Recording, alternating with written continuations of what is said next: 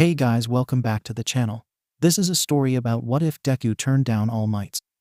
If you guys enjoy this movie, comment down below. And let me know before I start. Please do support for more awesome content and leave a like. And don't forget to subscribe to my channel. And also share this video with your friends and check out the description in my playlist.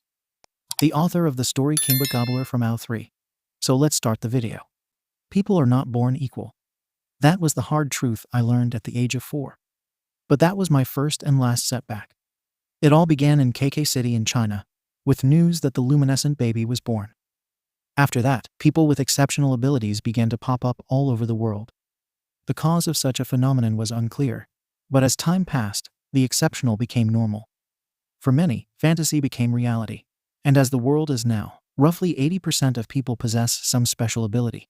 Unfortunately, I'm one of the 20% of people who wasn't lucky enough to be born with a special ability, or quirks, as they came to be called. Fortunately, as I'd come to learn, I had talents I could grow to make my way in this world. For me, the only thing I'd ever wanted was to be a hero.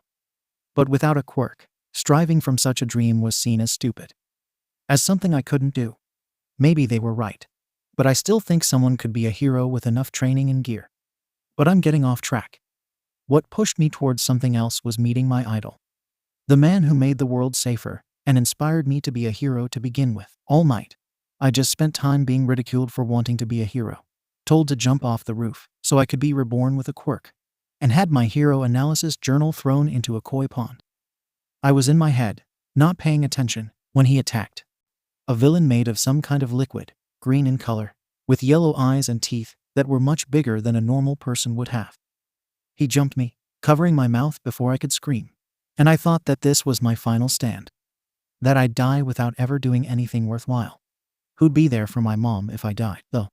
Struggling as hard as I could, my lungs burned, my body shook in fear, and I gave up, closing my eyes and praying I passed out soon. At least I wouldn't feel much pain that way. Texas, I heard, my eyes opening as I hoped someone had come for me, that I'd be saved, before my mind went black. Smash. And I lost consciousness, waking up getting slapped lightly by a giant muscular blonde man. "Whoa, All Might?" I'd asked him, sitting up and looking in awe to the one person whose opinion mattered to me. "Hey, thank goodness. You're okay." "Excellent," he cheered, standing upright and looking like what a Greek god must have. "Apologies for getting you caught up in my villain hunt. Mistakes like that aren't my style, but this is a strange land to me, and besides, I'm off camera." He joked while my mind raced a million miles an hour. "But my success here is all thanks to you. I've contained the villain." He held out a cola bottle with the villain inside. Something so small had almost killed me. I felt weaker than I ever had before in that moment.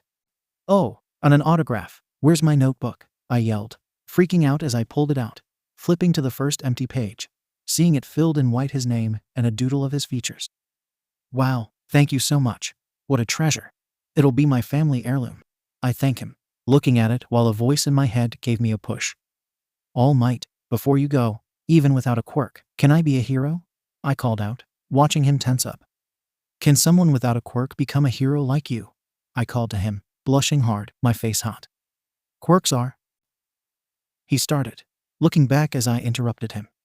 "Because I don't have a quirk. Well, maybe that's not the only reason. But I've always been picked on. That's why. Maybe that's why. I think saving people is just about the coolest thing someone can do. The way you save people with that fearless smile. I want to be the strongest hero, just like you." I told him, excitement and nervousness building inside me. A long sigh came from him, and he turned around, even though it seemed like he wanted to leave now. A pro should always be ready to risk his life. Without power, can one become a hero? I should think not. If you desire to help people, becoming a police officer is always an option. Those villain custody officers are often mocked. But that too is admirable work. It's not wrong to dream, but— he paused and squatted down. "However, you need to dream realistically, kid." Jumping away, my dreams of heroism and bravery flew off with him. For a moment, I wanted to yell for him to come back, but it seemed like my voice was gone. What could I say? What would I say? All I knew was that he had to be wrong. I could prove him wrong. I knew I could. I'd work out. I'd take martial arts classes, use gear and skills to cover for my lack of a quirk. With a new plan in place, I started to run home, determined to become number one, even if I had to put myself through hell to do it. How could I know that All Might messed up? That the villain he'd captured in a cola bottle had gotten away? Of course he had. The villain was able to hold me in place and almost kill me. What good was a bottle cap against someone like that? Walking away could have been so easy. I could have left the scene and let the heroes take care of it. But this time, the person whose life was in danger was someone I'd never seen scared. Inside of the goopy villain was 𝐻𝐻𝐸 𝐍𝐵𝑎𝑘𝐻𝐸, my childhood friend turned bully. The look in his eyes was something I'd never seen from him before, desperation and fear. And before I could even think, I started to run to him. "Get back here, you fool, stop!" One of the heroes handling the situation yelled. But I kept moving, not thinking as I pulled off my backpack and threw it, hitting the villain in his eye. "Kakin," I called as I stuck my hand into the villain, grabbing his hand as I felt my eyes water in fear. "You, why?" 𝐍𝐵𝑎𝑘𝐻𝐸 demanded as I tried to pull him out of the slime villain. "Because no matter what's happened in the past, you're my best friend. I could never sit back and let anything hurt you. Even if I know you don't need it, I'll always offer my hand out to you," I screamed back, panicking as slime covered his mouth. I was going to lose him. He was going to die because I was too weak. A hand grabbed mine and 𝐍𝐵𝑎𝑘𝐻𝐸's, pulling us out. The lesson I left you with. I should practice what I preach. A hero should always be ready to risk his own life. Detroit. I heard All Might say, watching him pull his free arm back. Smash. As he punched the villain, bits and pieces of the foul-smelling man getting splattered across the alley and into the streets behind us. I looked up at the sky, a little nauseous and overwhelmed, just as drops of rain began to fall. Rain? No way, the air pressure. The raising air current. He changed the weather with a single punch. Someone from the crowd cheered. Afterward, the heroes who were at the scene collected all the parts of the villain's scattered body. The police managed to get him into custody, while the heroes were really mad at me. There was absolutely no need to put yourself in danger. Death Arms screamed at me, but all it did was lit a fire inside me. You sure about that? What were you idiots doing besides sitting there and waiting for my friend to die? I screamed back, my outburst taking me surprise. But I didn't back down, instead turning on my heel and going to grab my backpack. They'd been so useless. Was that how all heroes acted? They couldn't be, right? I'd seen plenty of heroes in my life. It was my life's dream to be one. Was this a one-off incident? Or were all heroes like this? Maybe I could be the kind of hero who never hesitated to help others. I would save anyone and anything I could. If I did all I could, maybe I could be a top 100 hero even. Walking back home, I thought about how I owed All Might an apology. It was probably somehow my fault the slime villain got away. It was usually my fault when things went wrong. Maybe he'd settle for a message on his website. "Hey, Deku," I could hear from behind, getting screamed at by the same person I'd tried to save. I never asked you to save me. As if you could, huh? Well, I could have beaten him myself. He told me while I took the brief few seconds between him berating me to interrupt him. I know. You didn't ask me to try, and it was so stupid of me to try at all. But it's okay. I've learned my lesson. I'm going to aim for something else. Some sort of realistic goal. I told him, pulling my backpack further up on my shoulder and turning away, heading home. I was late. My mom would be worried. There it was. I'd given up on my dreams of heroism, and it was easier than I thought it was. I wasn't made for saving lives, and every school in the country would have entrance exams that would be impossible for me to pass anyway. "What will you do?" he asked, and I stopped in my tracks, thinking about it. I'd spent every moment of my life wanting to be a hero, and now I didn't know what I wanted to do. Good question. I guess I'll just have to figure that one out for myself. I replied as I walked away from the future hero. He knew what he was going to do. But I couldn't be mad. I always knew that being a hero was impossible. Maybe that was why I tried to be one. Taking a few more steps, I started to think about what else I would do. What I could do. Everything about me was centered on heroes. My notes, my room, my future plans. So what did I do now? "I am here," All Might spoke, zipping around a corner in a pose that made me think of one of those comic book speedsters. "Why are you here?" I asked, kind of shocked. No way this was a coincidence. Was he gonna yell at me? "Kid, I've come to thank you and revise what I said earlier. I also have a proposal." He told me, going from buff man to skinny skeletal man. But those eyes, they were still the same ones that gave me hope when I saw his videos on the internet. Without you, if I hadn't heard your story, I'd have been nothing but fake muscles and insincerity, so thank you. What? But the slime villain getting away was my fault. If I hadn't distracted you, gotten in your way, even though I'm quirkless, I dared to ask if. I started, unsure of how to apologize. Exactly. Of all the people at the scene, it was you, timid and quirkless, who acted. You spurred me to action. Most of the top pros show signs of greatness, even as children. Many of them claim that their bodies simply moved before they could think. He told me, and I wasn't sure where he was going with this. That's what happened to you back there, yes? He asked me, something new brewing up inside me. Yes, I replied softly, trying to think in such a strange scenario. You too can be 𝐬𝐻, he told me, my brain going from confused to full-on raging out now. What the hell is wrong with you? First you tell me no, now you tell me yes, and I'm supposed to be okay with that? You were someone I wanted to be, someone I looked up to. That's why I'll never be a hero. I'll do something greater. I'll make sure that your name fades to time, and I end up remembered forever. I yelled at him, anger and rage. I didn't know I had boiling over at the #1 hero, but I knew he of all people could take it. I hate you. With that, I made sure my bag was on properly, storming away as I went to make my future. Whatever I did, I'd have to be bigger and better than All Might. 6 weeks later, and having run through dozens of hobbies to try and see if I had any hidden talents, I felt no closer to figuring out how I'd do that. But that didn't stop me. It gave me a new purposeful pursuit, and I cherished knowing I was in charge of my destiny now. School got easier, too, since Bakugo didn't bother bullying me. We weren't exactly friends, but a weird peace had been made between us, and I wasn't going to disrupt it now that our other childhood friends were being nicer, too. Besides, it meant I was speaking more with other kids in my class and speaking up more often. I liked being heard, and I liked that I could show off the other parts of me that the hero fan in me had suppressed all these years. And for once, I felt like I belonged in this world, even if I was the minority of people in it. Mr. Midoriya, are you all right? I heard, and I remembered where I was. My counselor, Mr. Kohei's office. Why was I here again? I think so, I replied, feeling myself and checking for any injuries. Had I hurt myself when I was daydreaming? I believe something is happening to you, and I must say, I'm a bit worried about you. While your social skills have skyrocketed lately, your grades have slipped substantially. I'm afraid that you may be on drugs or have something physically wrong with you. I'm not on drugs, sir. I'm just trying to figure out what I'm doing with my life. After I graduate, what do I want to do?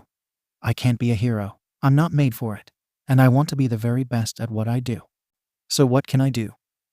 I asked him, leaning forward a bit in my chair.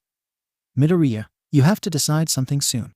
You graduate this year and need to choose a high school that has a program for whatever you choose.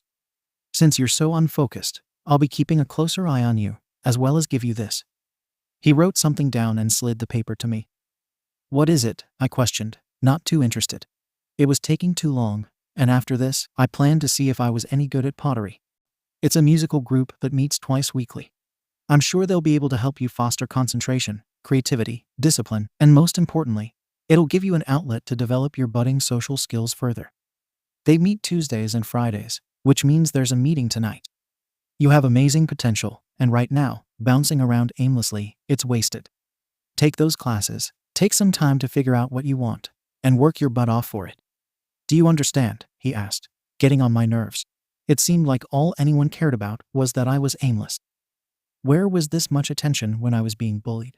Yeah, I'll try not to screw it up too much, I assured him, shoving the paper in my pocket and standing, ready to leave. That's not what I said, Midoriya. It's never what anyone says, but it's what they mean. Turns out I sucked at pottery, too, and all I got was dirty and annoyed from my experience. But at least I had something to wipe my hands on, pulling out the paper from my pocket and looking at it, a bit of clay already staining it. Did I have anything to lose, going to some class? If I didn't, I could always go on Friday. Man, screw it. I decided before washing my hands and then pulling my phone out to look up the group. A little research wouldn't hurt. Kyoka Music Group. They preached teaching music to enrich the soul. Seemed kinda weird, but who was I to judge? Plus, it wasn't too out of the way if I got off the train early and just caught a different train later. I just have to let my mom know where I was first. One train ride later, and I was standing outside of a music shop. A sign on the door. Closed for youth group. Thanks for understanding. I read, the door opening with a little ding from a bell that hung up. Hello? Is anyone here? I called out before the door shut behind me with another little ding. Sorry, we're closed right now. We open in the morning.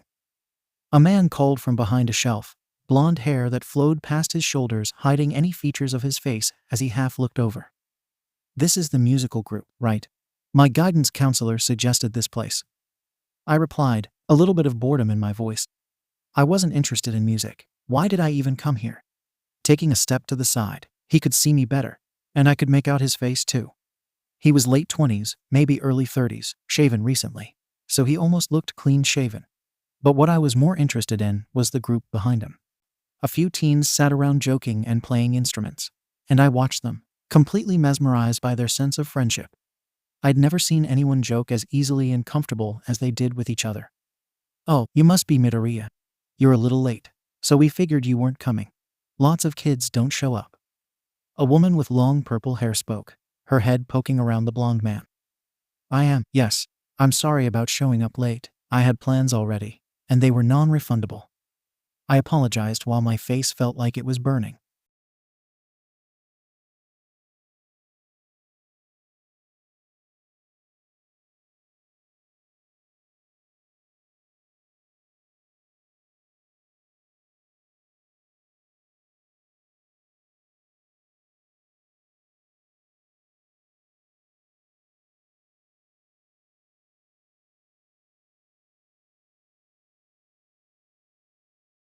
Nothing more or less. I told them, gritting my teeth and walking around them, my hands buried in my pockets, over to where the other teens were. Once I figured out how much I sucked at this, I could go home.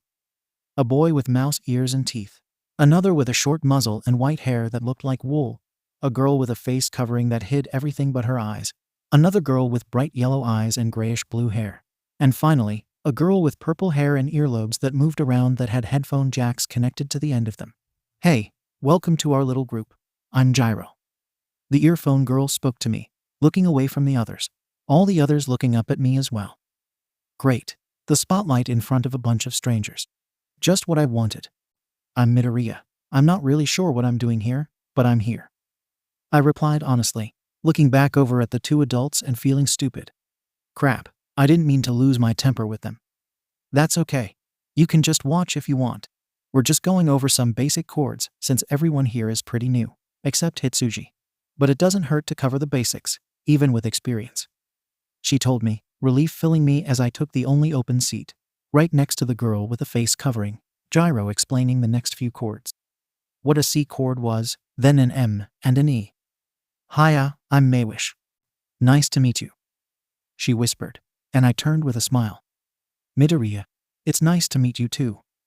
I whispered back, my eyes moving to the instrument in her hands as she played it slowly, trying to match 𝐲𝐬's movements, my eyes switching between the both of them for a few moments. Your fingers don't match 𝐲𝐬's. I told 𝐀𝐻 without thinking, and I could see a look of annoyance in her eyes. Sorry.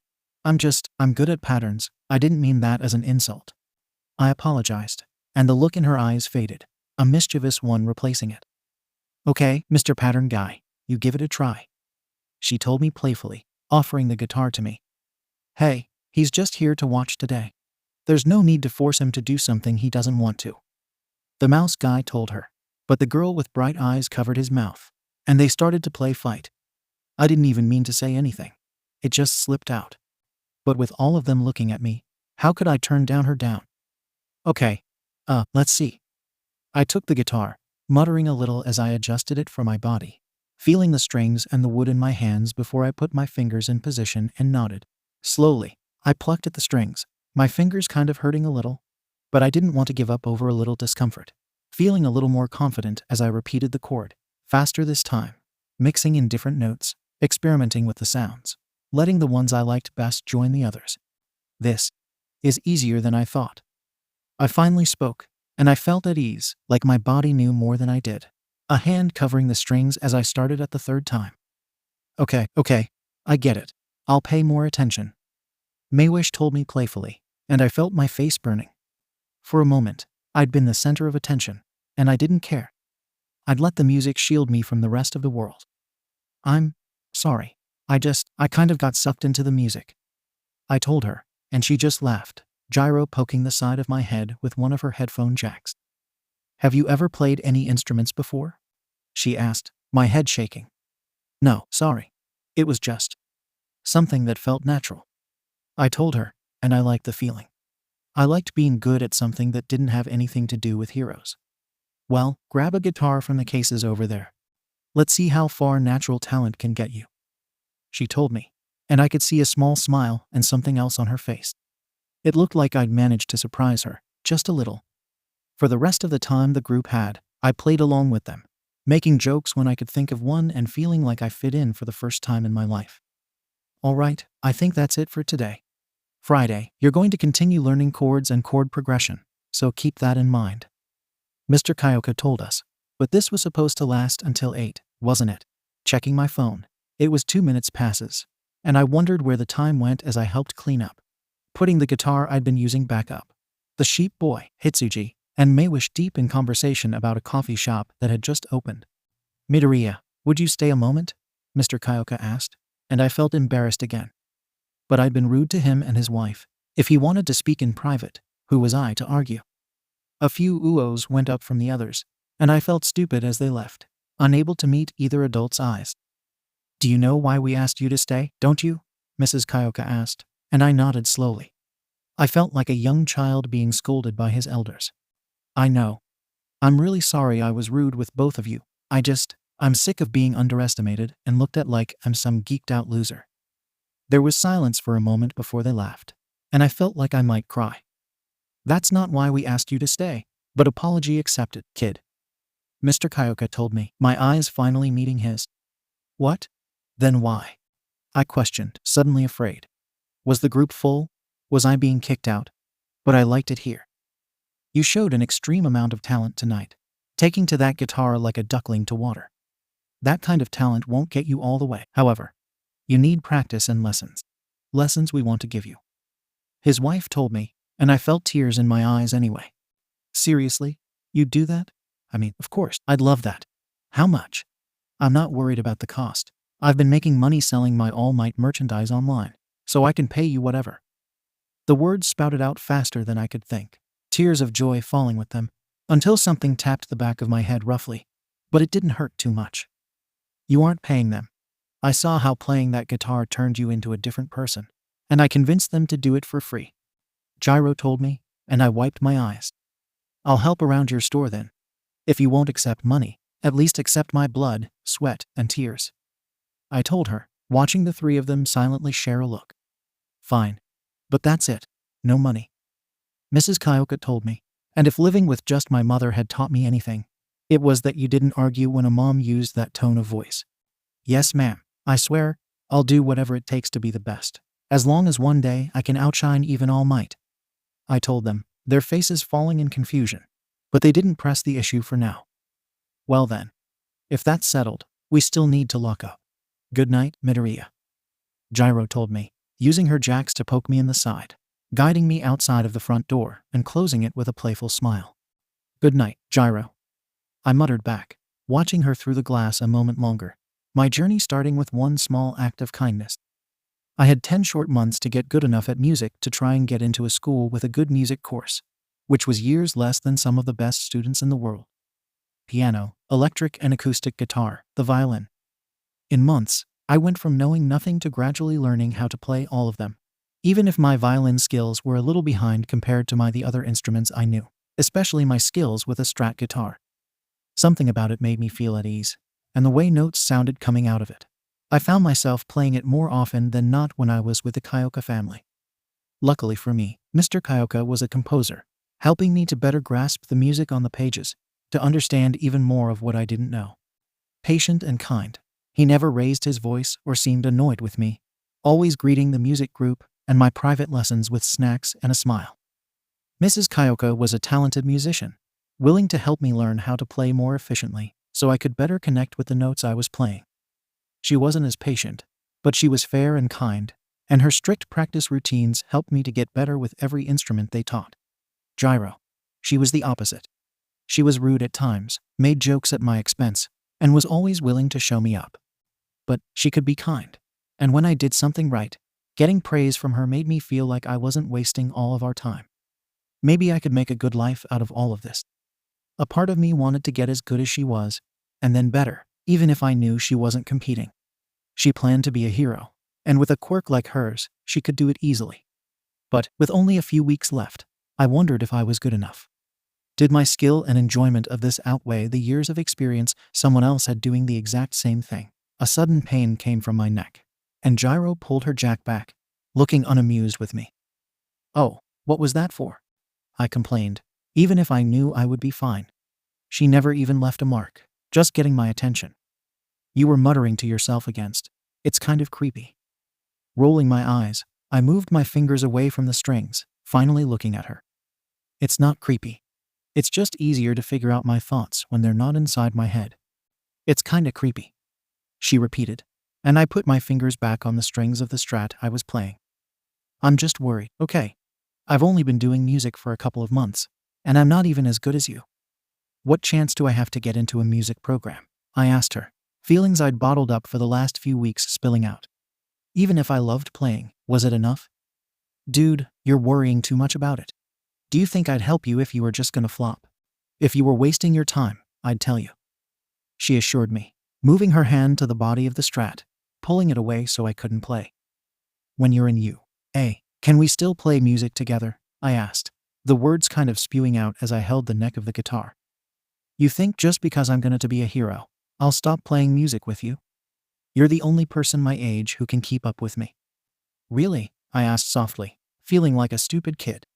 That's what I was, though, wasn't it? "Really? Now, are we gonna jam or not?" she questioned, moving her hand off the body of the guitar while I adjusted and got ready. The realization that she'd become my best friend, just a little more motivation as we played. Finally, the day came for me to actually take my entrance exam for the Tokyo School of Fine Arts Classical Music, otherwise known as the SOFA, for the first few letters of the school's name.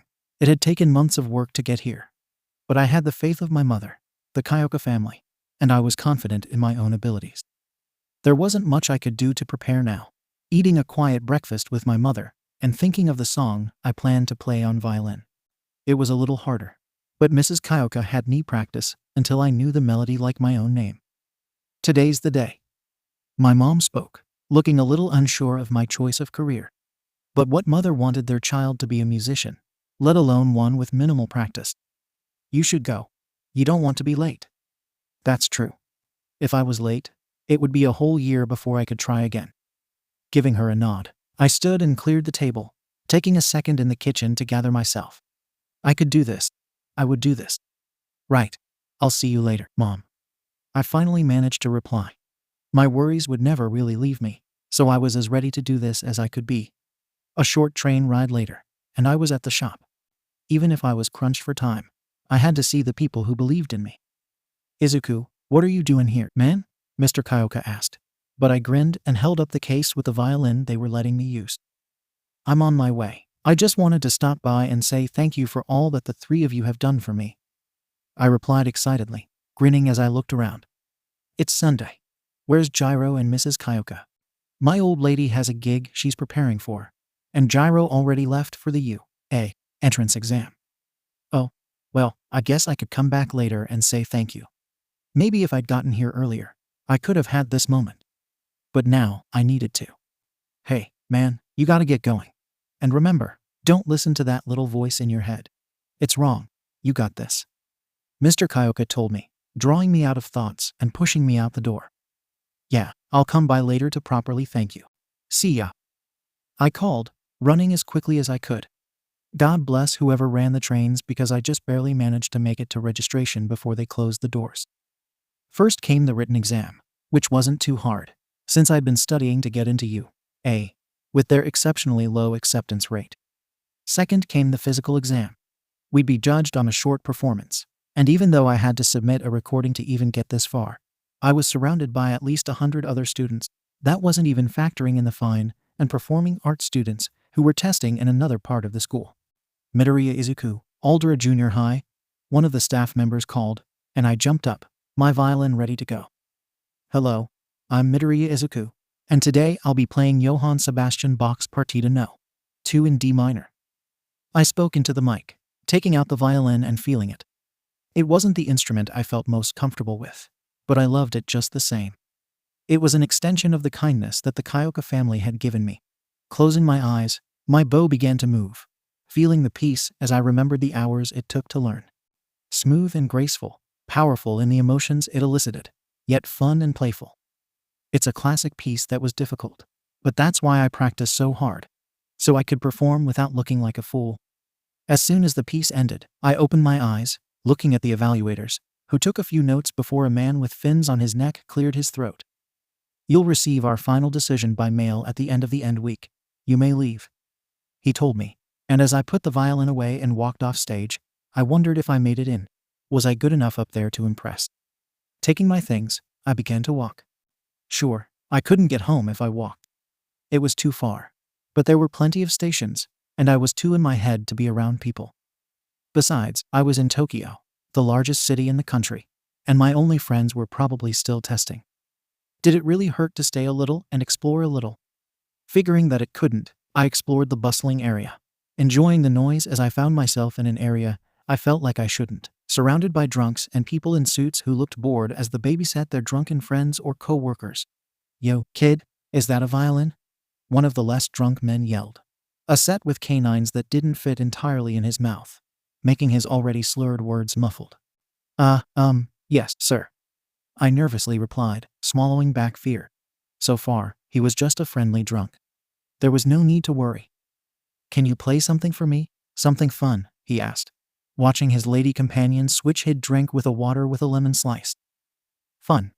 I can if give me a moment to pull up the sheet music, I confidently told him, pulling up a song on my phone that had been trending lately. Okay, you like Michael Jackson? I can play Smooth Criminal, I told him, taking out the instrument and putting bow to string, playing the relatively simple piece. For pop classic to classical, it still sounded pretty good, even if I expected someone to start singing. Not bad. Can you speed it up? The stranger asked, his voice a little clearer now. Doing as he asked, I played faster, then a little more, and as stupid as it was to play a violin I didn't own for a drunk man, I was enjoying myself too much. As the song ended, I put my bow down, realizing that it wasn't just the drunk man and the woman he was with watching me now. It seemed like everyone around had stopped to listen. You got some real talent there. Are you thinking about music as a career? He asked, sobered up enough that his words no longer slurred. That's what I applied to school for, I admitted, and he nodded to his female companion, who pulled a card out and handed it to me. Should you fail, give us a call, she spoke, and all I could do was nod. Okay. I should be going. Thanks for letting me play a little, I told them as I put the violin up, the card getting slipped into my pocket before I went to find the closest train station. I'd had enough excitement for one day. First, I made a pit stop at the shop, taking a few minutes to relax and pretend like I wasn't just ready to go home and pass out in my bed. Back again. How was Tokyo? Mr. 𝐀𝐦 asked, a sly grin on his face I didn't understand. He was usually direct with whatever he had to say. Nice. It's a little louder than I thought it would be, but I got to explore a little bit, I admitted, going to go put the violin away in the storeroom. You just explored? Nothing else? He asked, and as I saw 𝐍𝐲 standing in a doorway, a weird look on her face, I wondered where this was going. I played a song for someone who asked, but that's it. The admission making me feel stupid. It was stupid, and I was lucky the drunk was so nice. Do you know who you played for, or was it just a stranger? Mrs. 𝐀𝐦 asked, and I felt shame now. I risked losing the violin and getting hurt. No ma'am. I was asked to play, and I just did, I mumbled, not able to meet her eyes. I do. That was 𝐀𝐦 𝐍𝐭, an executive at Ongaku Carnival, she told me, and judging from the look on her face, I was supposed to know who that was. But how the heck did she know who that guy was? He sounds pretty important, but how do you know who I played for?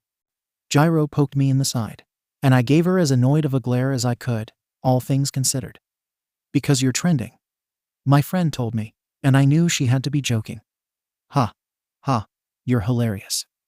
Pulling out her phone, she pulled up a video on Twitter that was taken of me from the side where I hadn't noticed. That was me, playing for a guy I didn't know then. But there were tons of people who played violin on the internet. Why was I so popular? What? Why? Who? I questioned as I snatched the phone, wondering how I'd gotten so much attention before I saw who reposted the video. 𝐀𝐦? 𝐀𝐻, symbol of peace, and someone I was conflicted about personally, reposted a video of me. Was this to apologize for what he said? If it was, it more than made up for it. Which meant I needed to let go of my anger and move on, too, didn't it? 𝐬𝐻𝐸? Gyro asked, gently tapping my shoulder. I was so lost in thought about things I didn't understand, I almost forgot the things I did. Thank you all so much. Without your support, I have no idea where I'd have ended up. I owe any future given to me to the three of you. I finally told them, giving them a bow before handing Gyro back her phone. Continue to be humble, but don't downplay the hard work that you put in either. Mrs. 𝐀𝐦 encouraged, giving me food for thought. A grin that I couldn't seem to get rid of found its way on my face, feeling like I'd won the lottery, even as I had to say my goodbyes. I've got to get home and see if I can't get ahead of the news and tell my mom first. Oh, and Gyro, I hope you get into 𝐸. You deserve it. The sheer shock of it wore off on the way home, and by the time I got to the front door, I was feeling pretty good about both my odds of getting into 𝐸. My mom already knew by the time I was home that I was trending, and people had already found my own social media pages. There was no hiding what was happening, or that I intended to ride this wave of popularity as long as I could. When the letter arrived, I took it to my room and prayed as hard as I could, opening it to find a well-worded but firm rejection. Mr. 𝐬𝐻𝐸, due to your recent social media popularity and the fact staff have seen your video, we cannot at this time accept you into our institution. While your written test score was one of our highest in the history of our school, we just cannot fairly evaluate your in-person presentation.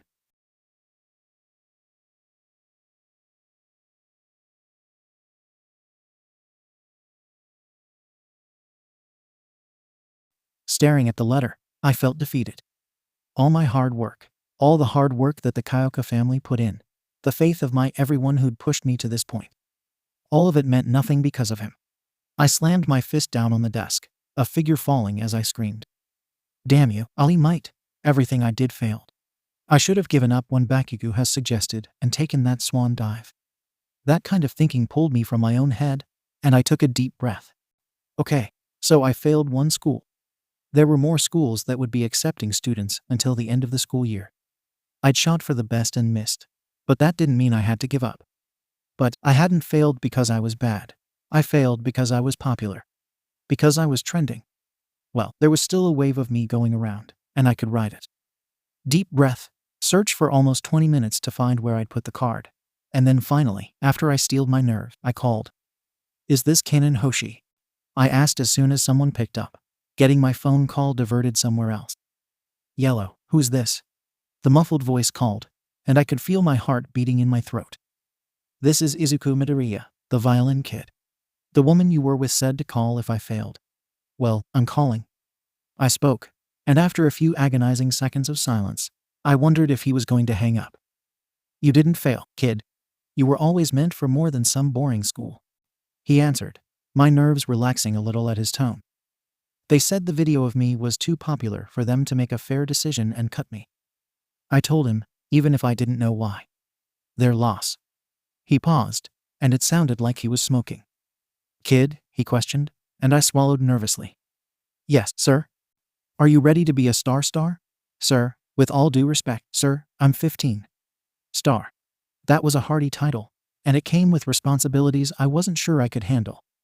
But if it meant I could outshine 𝐀𝐻𝐸, I'd handle the weight of the world. Which means we have a little time to mold you into shape. If you're not on Goku Carnival material, no issue. We won't reveal anything about you unless we choose to hire you on, and you can keep applying for those schools. But I think you have what we're looking for. That was a pretty compelling argument, and I didn't have any reason to believe why he would lie. Why would he waste his time with me? Nothing to lose, everything to gain. What choice did I have? I mean, I could go to an average high school and hope I become a musician later. But when would a chance like this happen again? I must have not said anything for longer than I thought because he cleared his throat and spoke again. Well, he questioned, and I knew the answer. Deep breath. I hadn't called to lose this chance. Can I come by today? My first impression of Ongaku Carnival's main lobby was that it was simple, plain even, without any signs of the musicians who may have been signed here before, like the boy bands KP2, B2, or C7, or their solo artists like 𝐀𝐦 𝐍𝐭 𝐼𝐬 or 𝐻𝐡𝐢𝐬. Even when I was taking a risk, I had to research and make sure I was taking a calculated risk. I even knew a few songs from some of them and enjoyed their music. How can I help you?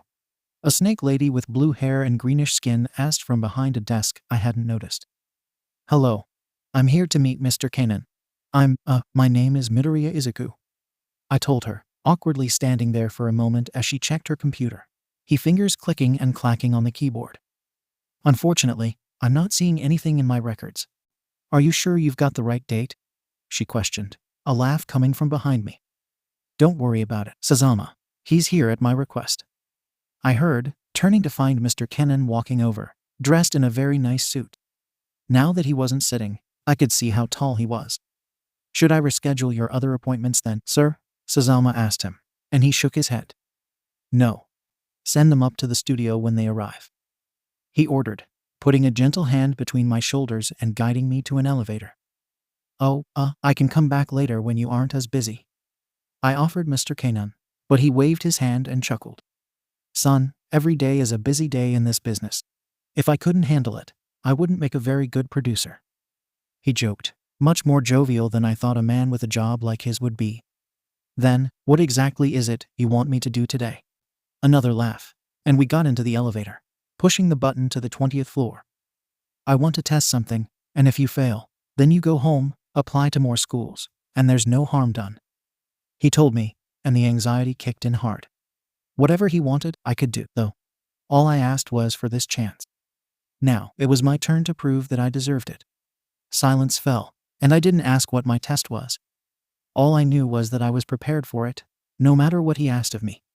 Mr. 𝐀𝐦 led me to a room with a big panel of switches and dials, a wall of glass separating us from a woman inside, who was singing a song so beautifully that it made me want to cry. Hold me, whatever lies beyond this morning is a little later on, regardless of warnings. The future doesn't scare me at all, knowings like before. As the song came to a close, the woman inside finally acknowledged Mr. 𝐀𝐦, a strange look on her face before she finally turned to me, almost sad. Great work, Miss 𝐀𝐤. I think you've nailed this cover. Why don't you rest up for a bit, and then we'll finish this album. The man at the controls spoke into a mic, the woman inside nodding. 𝐀𝐤, as in Masumi 𝐀𝐤. I questioned, ashamed that one of the world's biggest musicians had escaped my research into the company. The very same. We bought her contract and are going to take her to levels of stardom beyond what she's already experienced. Mr. 𝐀𝐦 told me, my body stiffening up. That was a serious promise to make anyone, even her.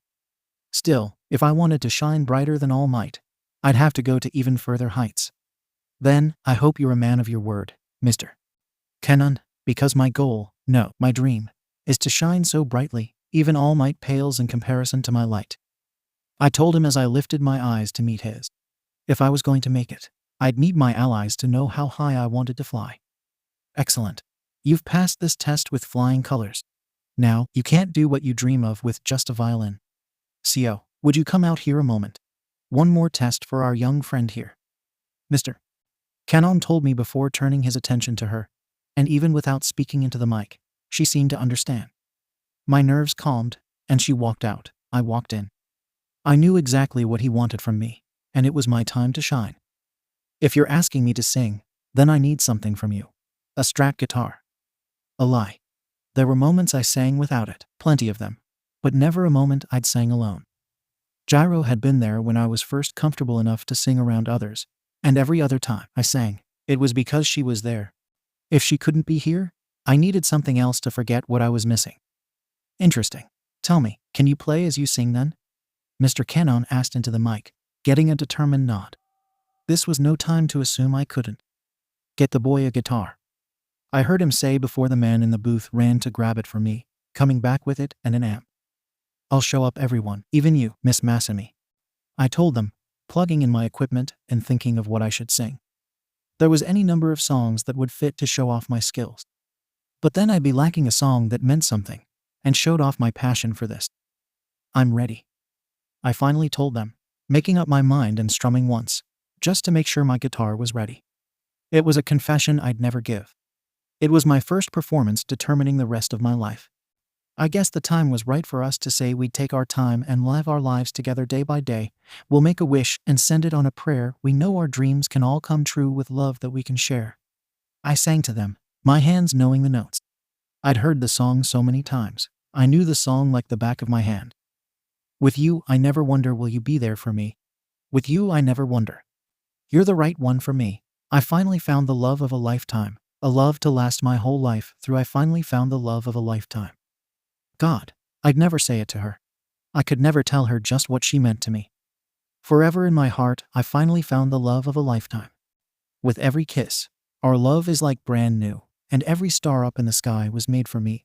And we both know that the road is long. We know that we will be together because our love is strong. I finally found the love of a lifetime, a love to last my whole life through. I finally found the love of a lifetime. The song was more than just a confession. It was part of our foundation.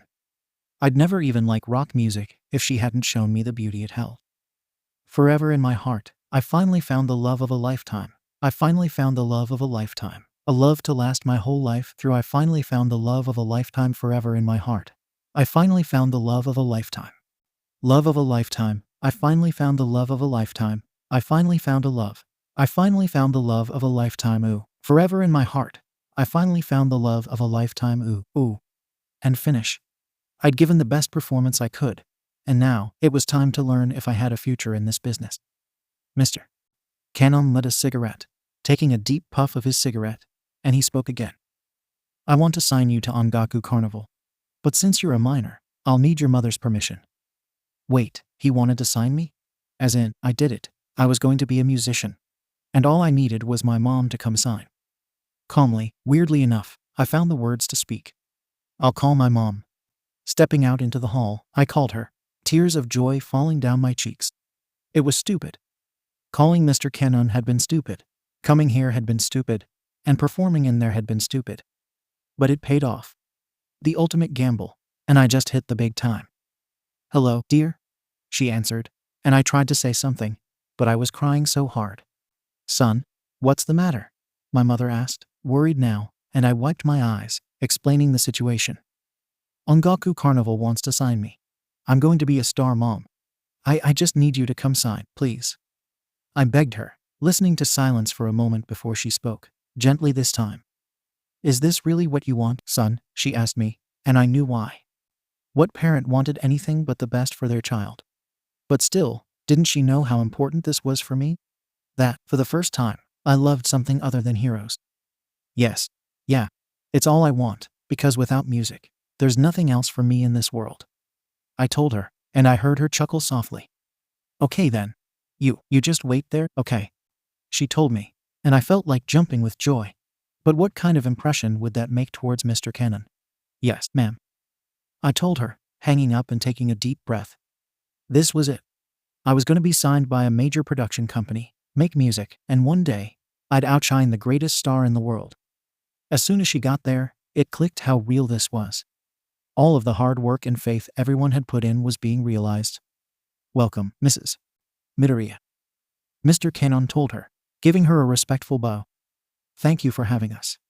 She replied, giving a small bow back. It's a pleasure, genuinely. There's not often the opportunity to support an artist as talented as your son. You must be very proud. He told her as she glanced at me. More than you could ever know. She informed him, my chest swelling up a little with pride at her words. As proud as she was of me, I was just as proud to be her son. Mr. 𝐀𝐦 straightened his tie, and I noticed a skull ring on his middle finger, next to what looked like a wedding band. Why don't we head up to my office? You can take a look at a standard contract, make a few amendments, and we'll argue back and forth until we find an agreement that will suit both our parties. He told her, and I couldn't tell how serious he was being. It seemed playful, but I didn't know.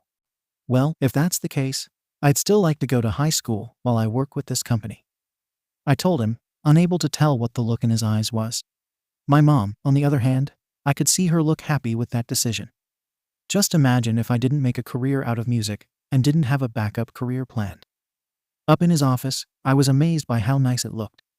Golden records and merchandise from the company's most famous artist hung up on the walls, and his desk was in front of a window with a beautiful view of the city. May I ask what you saw in my son originally? I've seen the video, and you were drunk when your associate gave him your card. My mother asked, taking a seat in an overstuffed chair in front of the desk. At the time, I'll admit, originally, I wanted to hear him play for my own amusement, and not a thing more. When he played so skillfully after seeing the music sheet once, he revealed his talent, and while I was drunk, my assistant was not. Your son is here now because of her quick thinking and eye for scouting talent. Mr. 𝐀𝐦 told her, and it made sense. I got lucky then, nothing more. But there are plenty of better artists than me that started careers from less.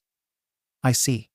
Well, I have several demands that if they aren't met, I simply cannot let you have any control of my son's future.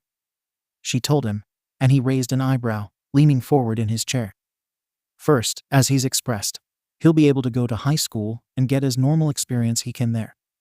Second, compliance with all labor laws and industry standards. Third, I want regular, detailed financial statements and access to financial records to make sure he's being paid fairly and receives a fair percentage of profits from sales, streaming, and other revenue.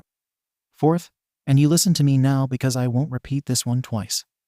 She told him, and I'd never seen my mother so fierce or bold. But it suited her, Mr. 𝐀𝐦 looking at her without blinking. Clearly, he didn't anticipate her knowing so much of the legal stuff. Neither did I. My approval will be required for any marketing materials or public appearances. You will not make my son into some over-sexualized object.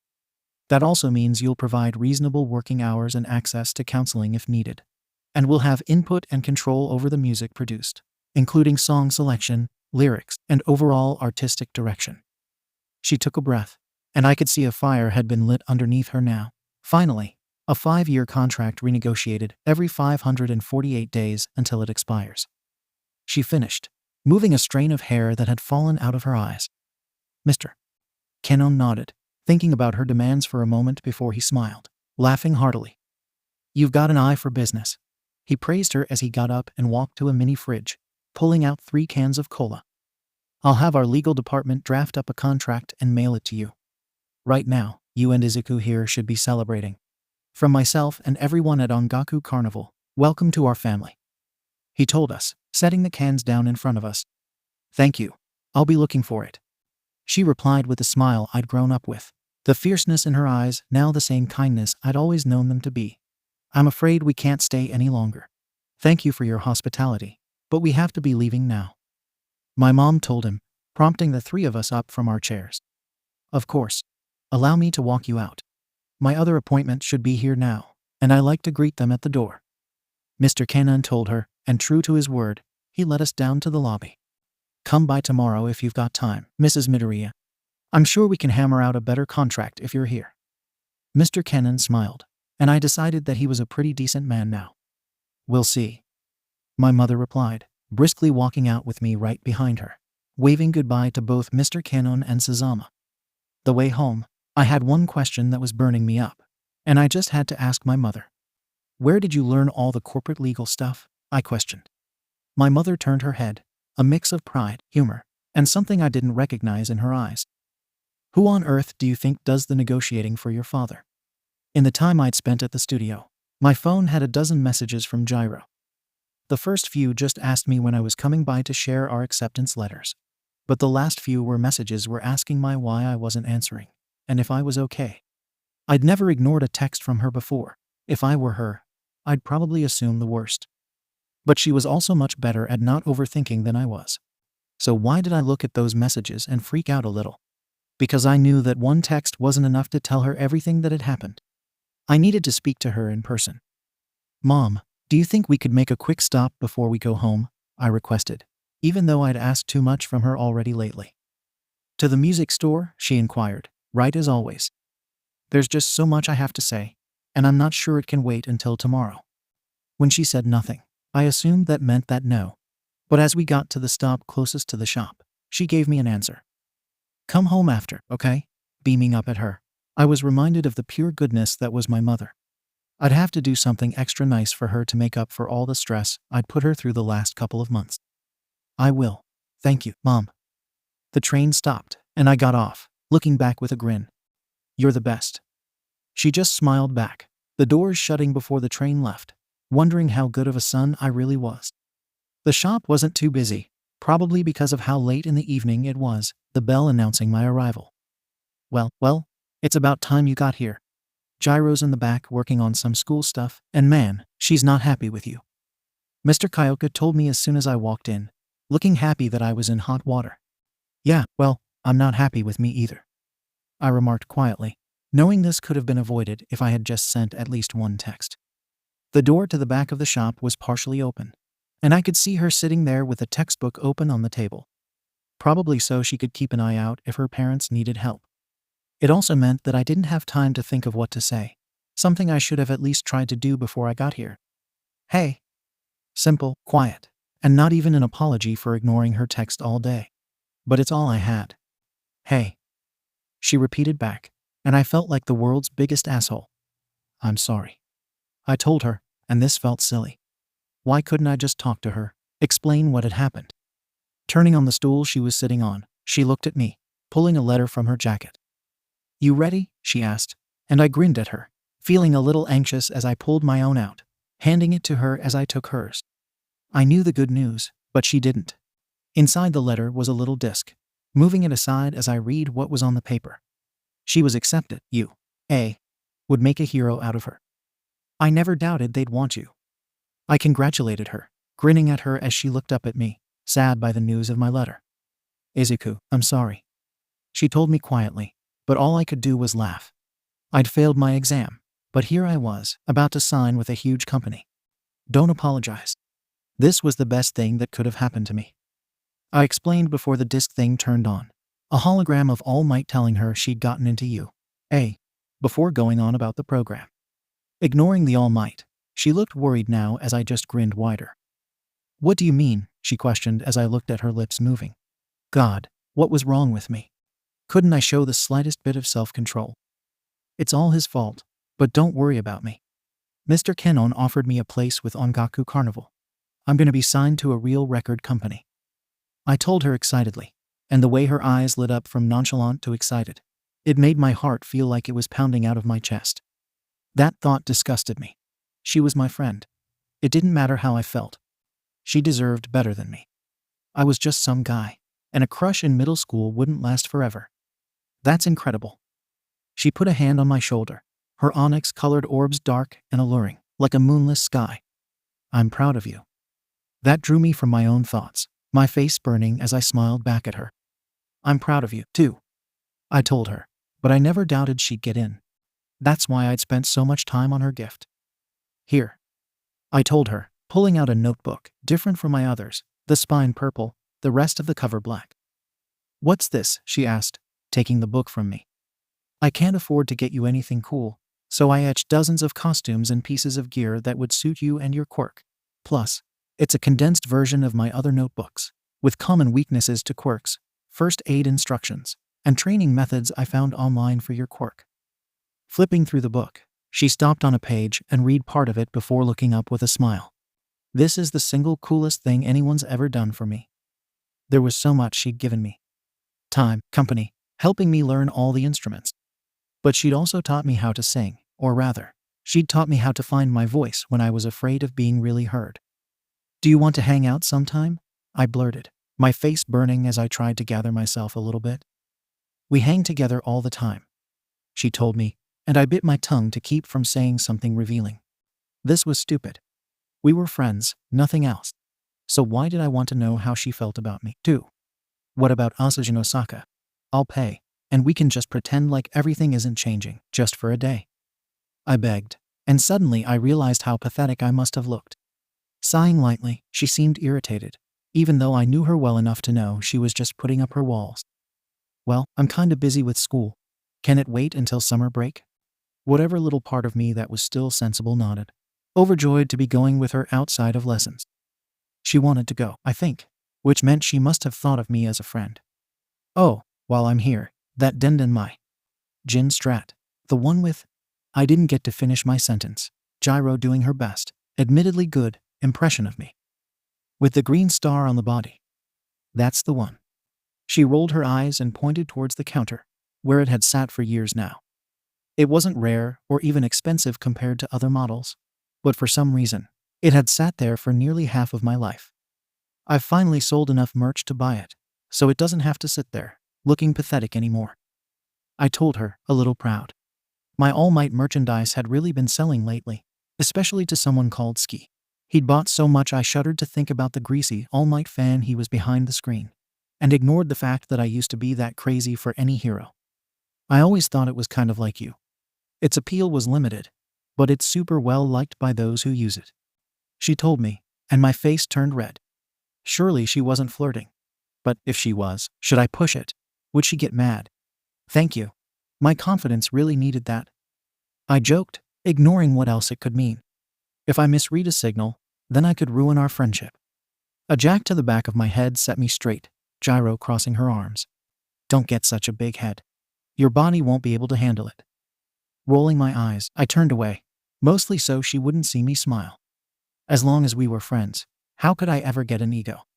Glancing at 𝐲𝗎, then quickly looking away again, my hands felt sweaty. Hey, 𝐲𝗎, I really admire you. My face turned red, but I turned back with a smile. You're amazing. I can't wait until the world really sees what we're made of. I told her, seeing her look at me with a deadpan expression, used to this kind of nervous behavior from me. I'm going to buy that guitar now. I told her, moving towards the counter and hoping that I hadn't been too weird. Mr. 𝐀𝐦 looked up from the counter as I approached. Finally decided to get it, huh? He asked with a grin, reaching for the 𝐷𝐷𝐷 𝐬𝐿. Yeah, I replied, my voice cracking a little. It's time. He rang up the guitar, nodding like a teacher when you got an answer right. Good choice, kid. It really suits you. Smiling up at him, I handed over the money, plus enough for the rest of the gear I'd need with it. Thanks, Mr. 𝐀𝐦. The rest of it can be shipped, but I had to have this. I told him, eagerly taking the instrument and feeling it in my hands for the first time. Keep your eyes on the news. I'm gonna rock this world to its core. I told him, and for one brief moment, I felt like nothing could go wrong. Once I admitted I needed the case to take it home, I said my goodbyes to the people who'd helped me on this path, heading back to the apartment my mother had built with love. Putting the guitar in my room, I walked back out to the hall, calling out to my mother. I'm home. The TV was playing when I heard her. I'm in the kitchen, son, Mom called back, and I went to go help with dinner, the table covered in papers. What is all that junk? I asked her, washing my hands before I helped her cut some peppers and onions. That junk is the first draft of your contract. She informed me, and I had to admit, my mother did not waste time. Thank you. I told her, and once more, I knew I had to figure out a way to make up for all the trouble this caused. The next week was relentless, full of contract revisions, studying for my middle school final, and trying to keep on top of my music lessons. But nothing compared to the stress of trying to figure out where I wanted to go for high school. 𝐶𝐻 has a music program. The music producer suggested, and for some reason, I didn't like that idea either. Shaking my head, I looked through the list of schools that still had exams, thinking of what I wanted, and coming up short. No. That doesn't feel right either. I'm already good at the instruments I play, and besides, I could just pay my current teachers to continue. One name stood out, and I stopped scrolling to look at it. 𝐴. The highest goal any student could shoot for, regardless of their classes. Support course, 𝐴. High school. And look, the exam is the day before 𝐶𝐻 has their music course exam. If I fail, I have someone to fall back on. I told them, pulling it up on the monitor and watching as my mother and Mr. 𝐀𝐦 exchanged confused looks. Son, are you sure? She questioned, and Mr. 𝐀𝐦 clasped his hands and looked at me. And pray tell, how does music translate into making gear for heroes? Grinning up at him, I tilted my head a little, acting confused. It doesn't. But I've spent my entire life researching how I could be a hero. I know every piece of publicly released gear inside and out. And if I fail, what's the harm? I told him, happy with my choice. Besides, according to the contract, he only had to pay for the first school I tried out for. If I failed the exam, I would pay if I wanted to go to another school. Weighing the options, he waved his hand, and an assistant took the tablet from me. "Consider your exam spot ready," he told me, and my grin turned to a laugh. 2 days and 1 written exam later, I was in a workshop, the 𝐀𝐦 𝐍𝐭 powerloader standing there in front of a group of hopeful students. "You have 3 hours to build any gear you can. Remember, you'll be judged based on how safe the gear is, how original it is, and how well built it is. In other words, quality over quantity," the hero explained, a girl with pink dreads raising her hand to ask a question.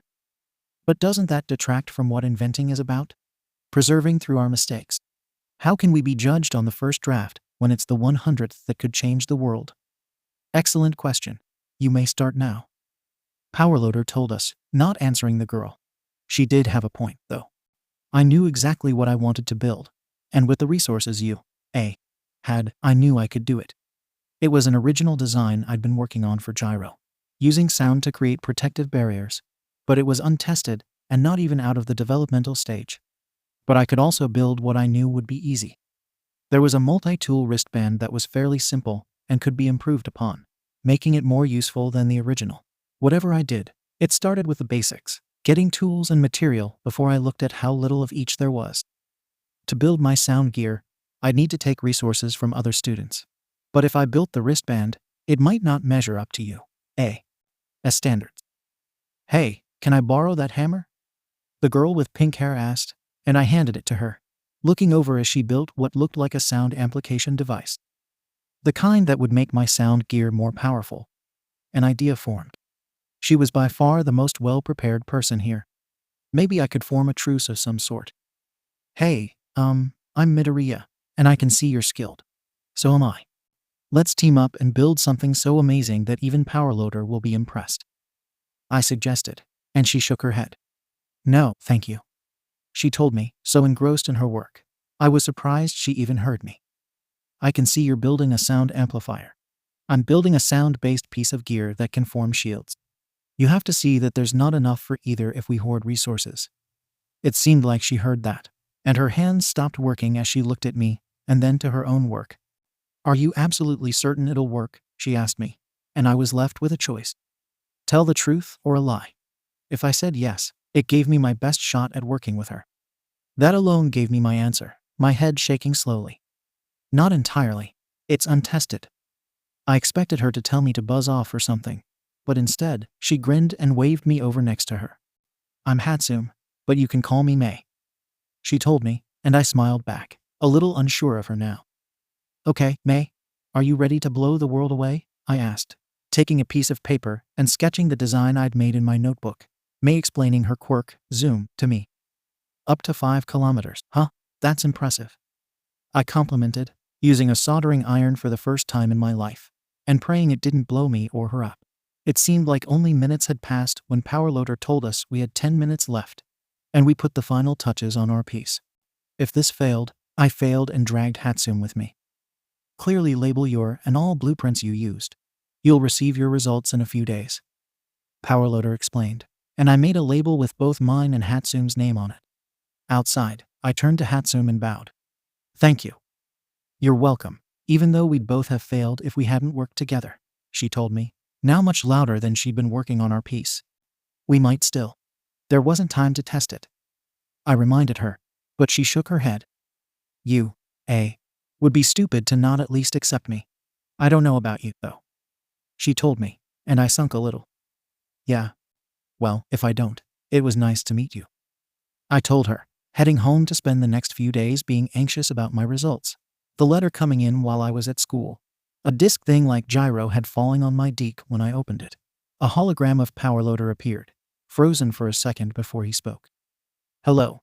If you haven't already read your letter, then let me be the first to congratulate you on your acceptance into 𝐸 high school's support course," he told me, and I felt my anxiety wash away.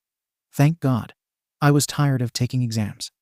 "You were graded on several things, including resource and time management, ingenuity, originality, and of course, your gear itself.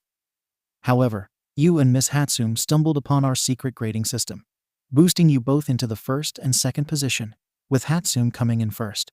You see, the collaborative teamwork you exhibited is essential for anyone in the support course, and because of that, I'm proud to announce to you, Midoriya Izuku, that you are a part of Class 1H.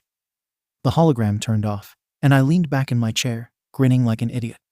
It was an easy class I could do well in, and if my musical career failed, I could fall back on. It was like my life was perfect.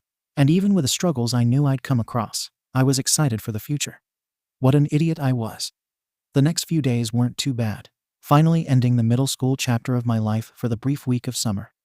Even if it was a cloudy day, the tickets for the 𝐬𝐻 were already bought, and the train ride into Osaka ended up being so peaceful. I'd fought hard to get today away from the studio, since I only had a week away before the school year, but it was promised to 𝐍𝐲 first. Harry Potter, Nintendo, Demon Slayer, One Piece. All of these famous IP had rides and foods, my favorite being the wizarding world of Harry Potter, especially the Forbidden Journey attraction. Something about seeing a magical world that I cherished as a kid in 3D was just so cool. I think I need to sit down a minute. I mumbled, sick to my stomach, even though the attraction had been so engaging, or maybe because it was. 𝐍𝐲 laughed softly, and the feeling of my stomach turning inside out became butterflies. At this point, I was well aware of my crush, and how to avoid it for the sake of our friendship. Besides, I kind of liked the butterfly feeling. That's kinda sad. She teased lightly as I took a few 𝗵𝗃𝗃 pills. In no way, shape, form, or fashion would I puke in front of 𝐍𝐲. Once I was good to go again, we spent the better part of 2 hours just exploring the park, looking at items in the shops, and taking photos with the mascots in their costumes. The Three Broomsticks restaurant was a good place for lunch before going to ride some of the Jurassic Park rides. A few more 𝗵𝗃𝗃 pills enough to keep me going, while we spent one last glorious day of freedom together. Until it started to rain at least, the two of us calling it a day and heading to the train station. Today had been everything I expected, and then some, even if it wasn't everything I dreamed. My dreams with 𝐍𝐲 weren't spent in crowded parks. This was fun.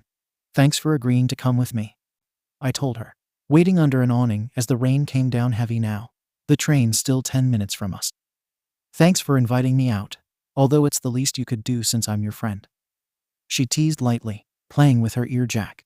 It was a cute little habit she had. I'm going to be really busy after school and on the weekends now, so I wanted to spend one day with my best friend and have memories I could hold on to.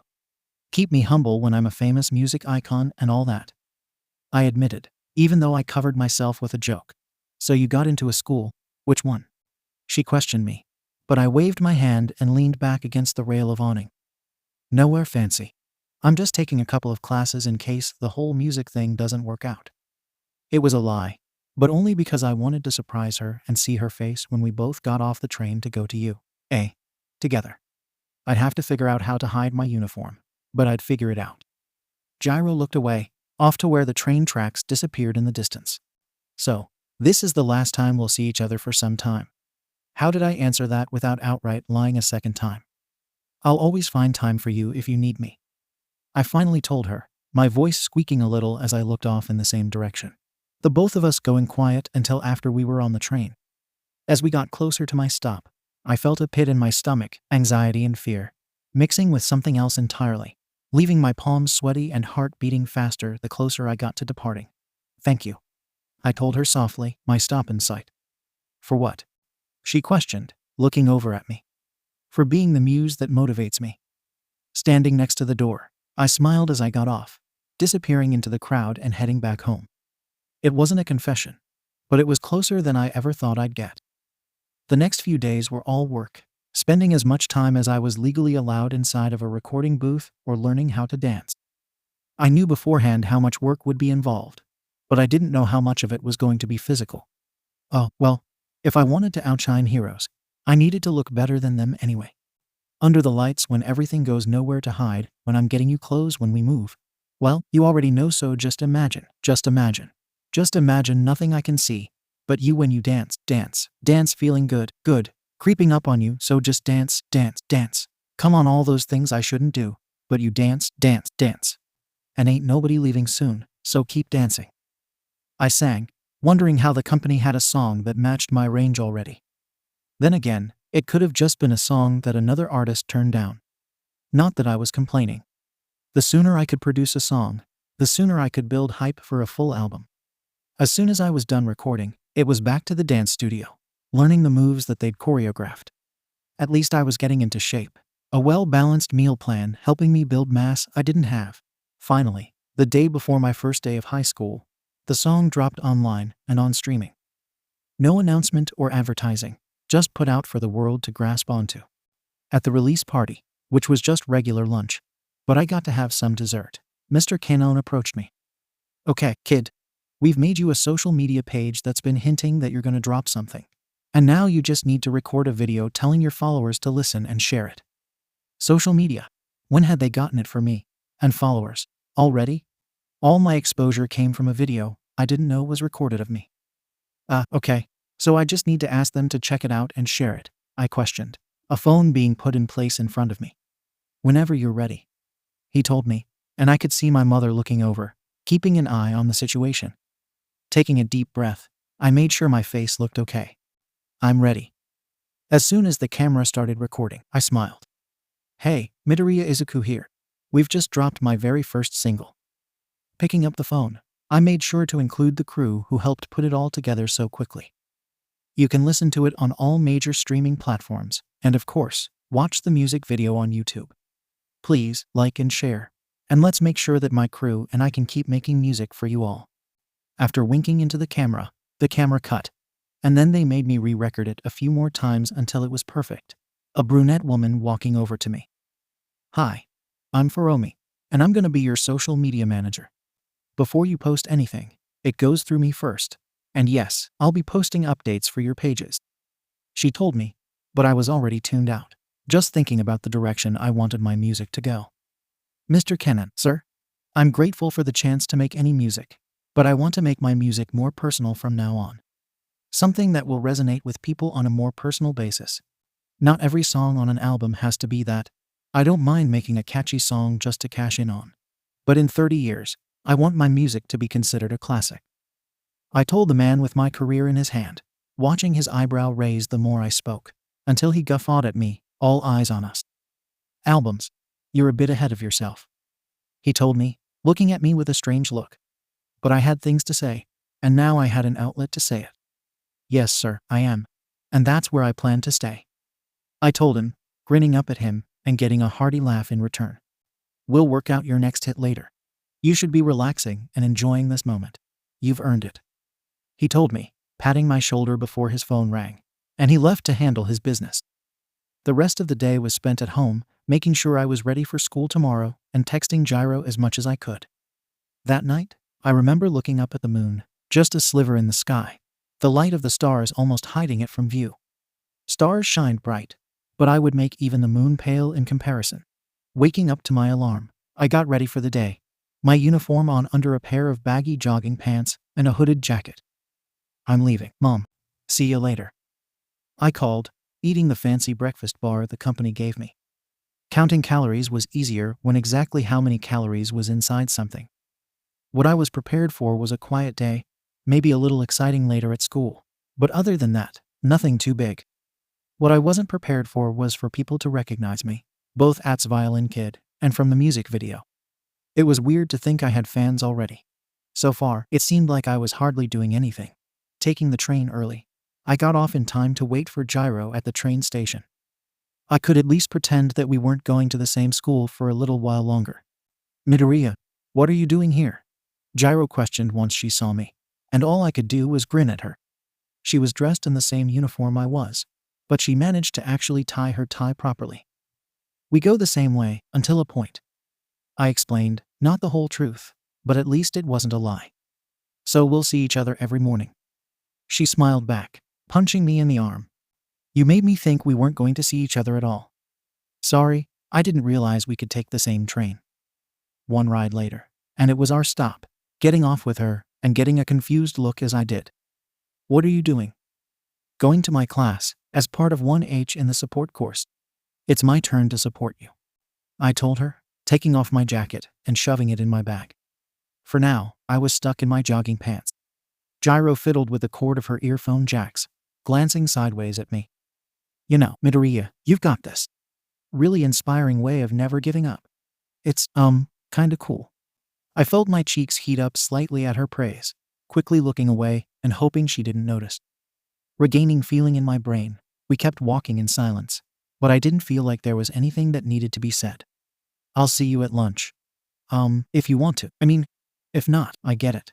We're not like obligated to eat lunch together. I stumbled through my words, feeling like an idiot. Great. I hope the rest of my teen years weren't spent being this awkward. Yeah, I guess if you sit by me, she replied. And as we flashed our IDs to the scanner, it really kicked in how real this was. I'd joined a whole course mainly focused on engineering just to support her. God, was this really just a crush at this point? The halls were normal, a little bit of a disappointment. But I suppose after years of expectations for this place, I held my own a little too high. It was still a high school at the end of the day. This is your classroom. I noticed, and I didn't want to say goodbye, not yet. Yeah. Don't forget to find me at lunch, okay? She told me, her jack lifting my chin up as she looked at me, an amused kind of look in her eyes. If you make it any more obvious, other people are going to notice. Obvious? Me? Did she know how I felt? Did she feel the same way if she did? What did that mean? Wah? I tried to ask, but she left me in the hall, questioning everything while students moved past me until a girl with brown hair shook me from my thoughts. Hey, you okay, guy? She asked, but I shuffled off to my own class, confused and in my own little world as I found my seat, powerloader standing in front of the class. Welcome to the support course, first years.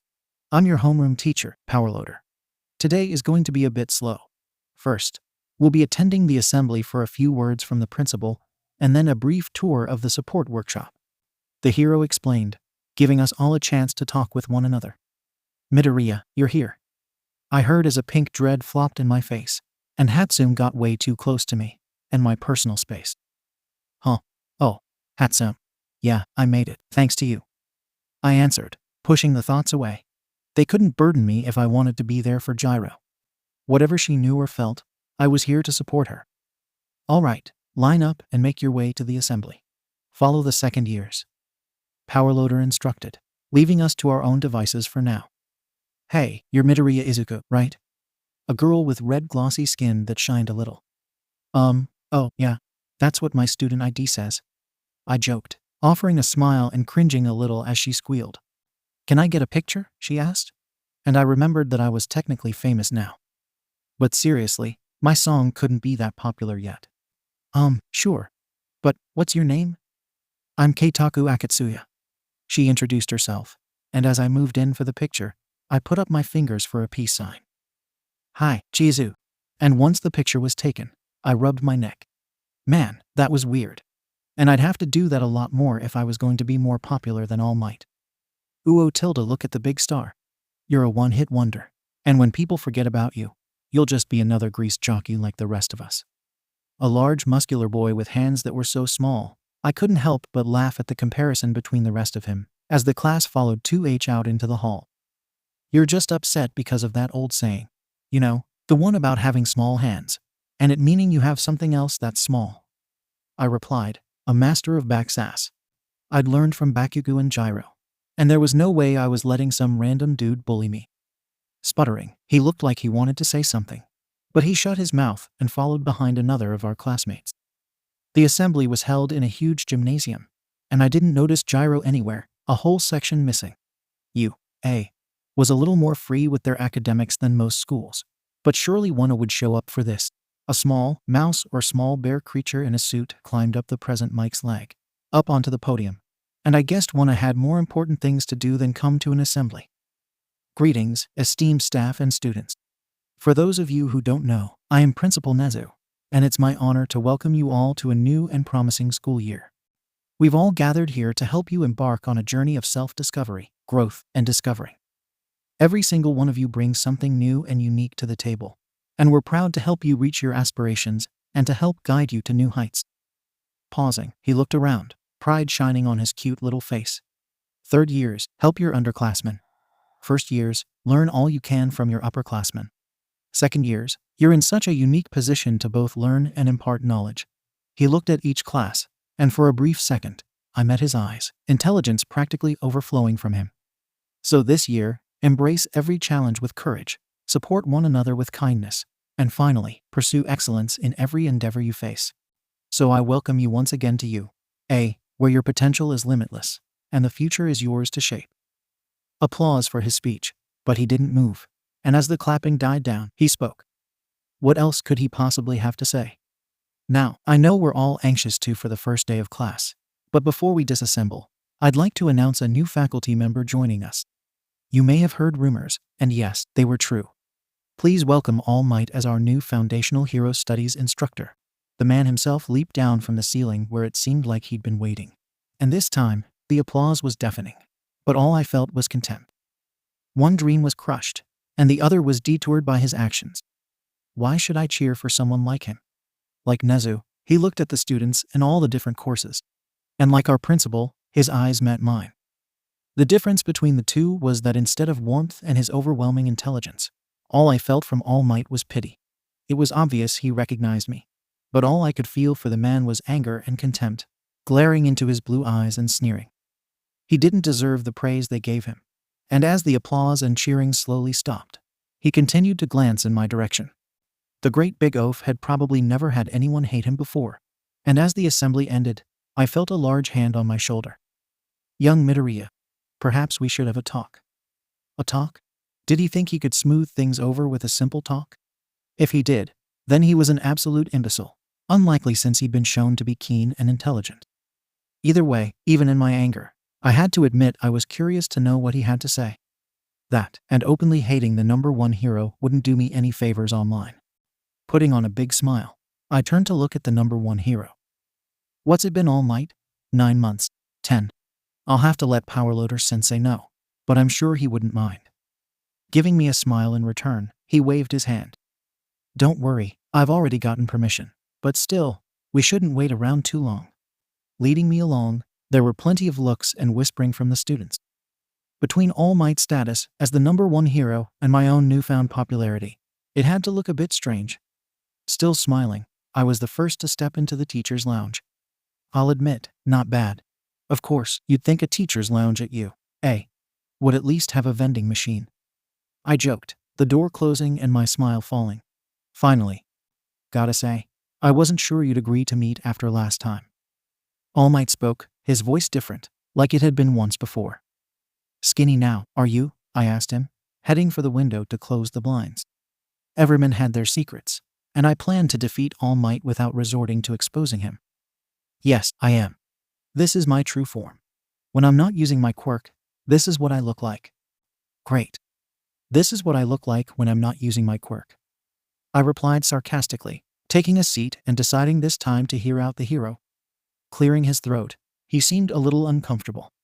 Normally, I wouldn't want to make anyone uncomfortable. This time, however, I was enjoying it. Well, yes, I suppose so. He sputtered, taking a handkerchief out of his pocket and coughing blood into it. He had my curiosity, and now he had my interest.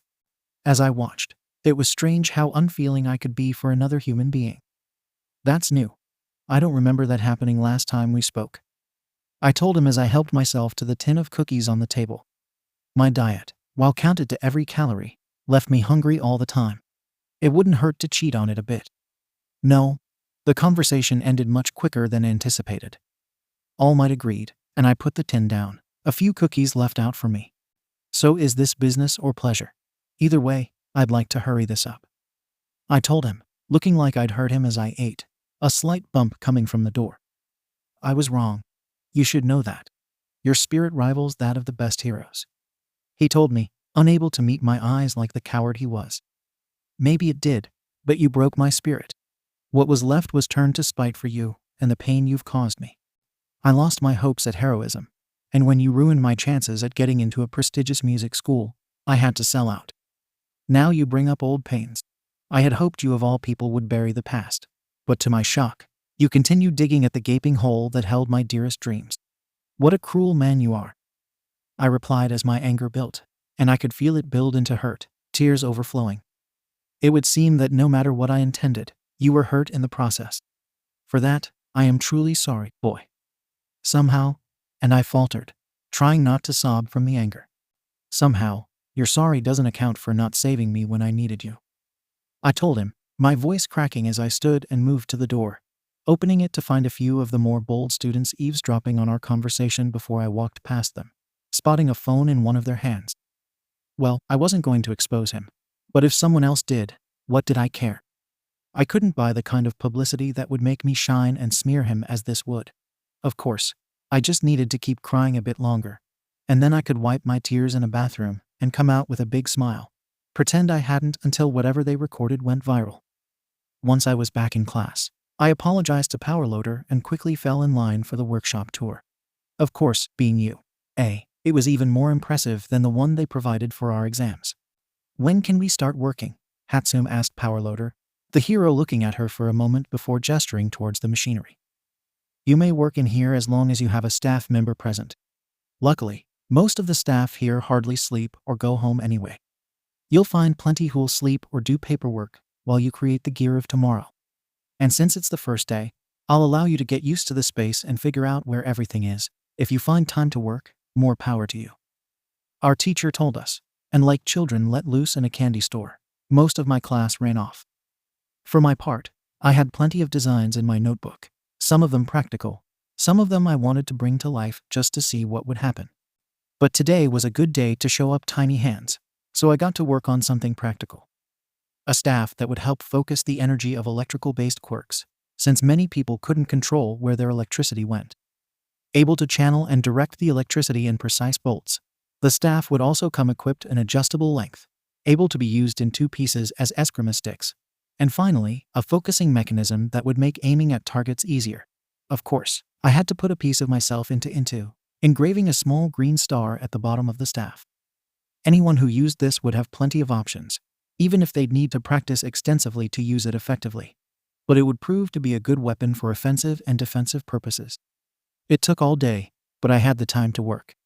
Our normal classes would start tomorrow, but for now, I was content to spend the time just building and chatting with 𝐻𝐡𝐚. Adding more heat-resistant materials would help with the overheating issue you're having. I recommend silicon carbide or alumina, but an exhaust port may also help. I told her, handing her a small wrench that was only a bit bigger than my pinky. See, this is why I'm going to keep you around. You give me the simple solutions I forget about. 𝐻𝐡𝐚 told me, and as much as I wanted her to be joking, she'd proven to not mince words or joke. Right. I'd hate for you to miss an easy solution. Once lunch rolled around, I was covered in grease, already down to just my undershirt and a pair of sweatpants. There was no need to destroy all of my good clothes. You look like crap, I heard, turning to find Gyro and a tall girl with long black hair waiting in line, a guy with red spiky hair in between us. You shouldn't say things like that, the tall girl told her while I let the guy go in front of me. Giving a smile, I offered my hand out to the girl. Hello, I'm Midoriya Izuku, Class 1H. The girl took my hand and introduced herself. Yaoyorozu Momo. For a moment, I was silent, not sure of what to say. I hadn't had to meet any of Gyro's other friends before. Come on, say something, Rockstar. Otherwise, she'll think you're some kind of basket case. Gyro whispered loudly, getting 2 sets of eyes rolled at her. But I am a basket case, I replied, grinning while a pink girl came over, interrupting the moment. Oh boy, was every fangirl going to look at me like I was a puppy? You're Midoriya, right? She asked, meaning her hearing was either amazing or she recognized me. Absolutely I am. What can I do you for, love? Picture, autograph, or both? I questioned, switching personalities on the fly. It was like acting was just part of music. Yes, she replied quietly, and I moved to the left side of her, my right hand held out in a peace sign, my left on my hip. Cool. Now, it's picture time, I told her, and after a second, she pulled her phone out and snapped a selfie. Perfect. Thanks for wanting a picture. I'm always happy to meet fans, I told her, moving back over to my friends. Gyro just looked at me, an eyebrow raised, but she didn't say anything. Sorry about that, where were we? I asked before remembering. Oh yes, labels. I'm a basket case with issues. Gyro is a living Walkman, and, well, I'm not sure about you, Yaoyorozu, but you're radiating generational wealth vibes, I told them as the 3 of us finally got to the front of the line. Well, my parents are heroes, so I suppose my family is a bit more comfortable than most. How'd you guess that from just a glance? Gyro asked, getting a laugh from me. Okay, I'll admit I've seen Yaoyorozu here at the studio before, taking a tour with Masumi Seo, I told her, laughing again before I got my food. You guessed her parents' wealth from spotting her on a tour of the studio. That's impressive. It's not a very risky guess. I mean, if you can afford to hang out with an international pop star, you might be well off. Finding a place to sit, I listened to 𝐬𝐬 describe her day. A grueling challenge where the person who came in last would lose. Who could be so heartless? Then again, it was you. Well, you. Does tend to play fast and loose with rules and students. Just try not to get hurt. I advised, getting poked in the side with a jack. Someone might think you care. She teased, and I shrugged in return. We both know I do, I replied, taking a sip of my drink. You're supposed to deny it? Why? It's more fun if you do. Was it? I didn't know about her, but for me, it just wasn't. This isn't some slow burn fanfiction written by some chronically online weirdos. I couldn't deny caring about you, even if it meant the end of the world. The words left me before I could even think, and I found myself uncaring even when I could think. Oh, I heard before the bell rang, and I got up and took my dishes, heading back to class to spend the rest of my day testing gear and bouncing ideas off of 𝐜𝐡𝐢𝐬. The end of the day was welcome. Making sure my tools and gear were put away before going to go meet with 𝐬𝐬 at her classroom, since it was significantly closer to the front than my own. A minor perk of the hero course, I suppose, or main it was just how it was put together when they built the school years ago. Hey, you ready? I called with a wave and a smile. She looked up from her phone, just as a text notification hit mine. You gonna get that? She asked. Why? What is it? Just check. Rolling my eyes, I checked the text, just seeing her ask where I was. I don't know. Where are any of us? I replied, putting my hands in my pockets. You're stupid, she told me, but I heard the mirth in her words. Yeah. Once we said our goodbyes at her stop, I took the train towards the studio. Man, at this point, I should just get an apartment somewhere between both and live there while I go to school. Walking down the streets of Tokyo, I was having a nice walk. Sure, I had to stop and take a picture here and there, but for the most part, I had no problems getting through the crowds. Hey, could I get a picture? Someone with a raspy voice asked from an alley, just standing there with his hood up and blue hair covering his face. Yeah, sure, I told him, getting close and getting a hand put on my neck. Must be a gag photo. If I put all 5 fingers on your neck, you'll turn to dust before you can scream. Act natural. The commanded, and I assumed now from their voice it was a man. Why, yeah. I stuttered as he led me into the alley, until it seemed like seams separated the alley from the inside of what looked like a bar, a portal closing. Midoriya Izuku. I heard, chills going up my spine as a screen came on, and a face in the darkness spoke. I'd like to make you an offer. For a second, I was paralyzed by fear, but if I was going to be killed, I'd have been already. But I couldn't let them know I knew that yet. Let me guess, you want me to play for your daughter's birthday? I joked as I took a seat at the bar. Give me a Shirley Temple mate, and maybe a snack. Being an icon means starving all the time. I told the person working the bar, his body a cloudy, almost mist-like blackness. Hey, who do you think you are? Ignoring master? The hooded man asked, and now that I could see his face, his skin was dry and irritated. Midoriya Izuku? Who are you? I replied, keeping up my act as I spun around on my barstool. Why, you little, he growled before lunging at me, his fingers an inch from my face before the man on the screen spoke up. Tamura, enough, he is our honored guest, and it would be such a shame to lose such an important tool in taking down All Might. At his words, I turned my head. Forget the act. He had my attention fully. Taking down that false god of a hero, tell me more. I begged, and a chuckle came from the screen, but I heard no mirth. Taking him down. Killing the #1 hero. The man told me, and I hesitated a bit. Killing, not humiliating. Then I remembered the moments he'd intervened in my life, ruining me. What makes you think I'm willing to help you do something like that? I questioned, the bartender delivering my drink. Because you are trending across the world, as the boy who All Might hurt. It's a scandal that he's never faced. He told me, and I smiled. Hurt? All Might broke my spirit, I yelled, clenching my fist and slamming them on the counter, jumping up and making my stool fall. All Might destroyed my dreams of being a hero. He ruined my chance at putting my musical skills to the test and have a chance to build the life I wanted, I screamed, grabbing my drink and downing it before throwing the empty cup at the wall behind the bartender, hitting a bottle of alcohol and breaking both. If you know how to kill him, I want in. I want to watch. I told them, more calm now as I stood there, breathing heavily and adjusting my tie. Excellent. Then you must do everything I command. Can you pledge yourself, your soul, to the League of Villains? The man on the screen asked, and I didn't need to think now. I'm quirkless. I have no power. My money is locked up until I'm an adult, and I'm in high school. What could you want from me? I asked, looking at the screen and wondering what kind of man had the power to kill All Might. I want your anger, your voice, your charisma. I want you to spy on the heroes of the next generation and inform me of any potential threats or recruits. In return, I will give you what you seek, a quirk, or perhaps multiple. He offered, and I scoffed now. I should have known he was pulling my leg. Where's the camera, huh? I get it. You've got me in a corner, and now my career is over. Well, at least show me the camera so I can smile at it. I told them, and the man on the screen went silent for a moment. Kurogiri, bring our guest to me. He spoke before a portal opened under my feet, dropping me into what could only be described as cyber hell. There were monitors everywhere, wires leading from one end to the other, making the entire place clustered and claustrophobic.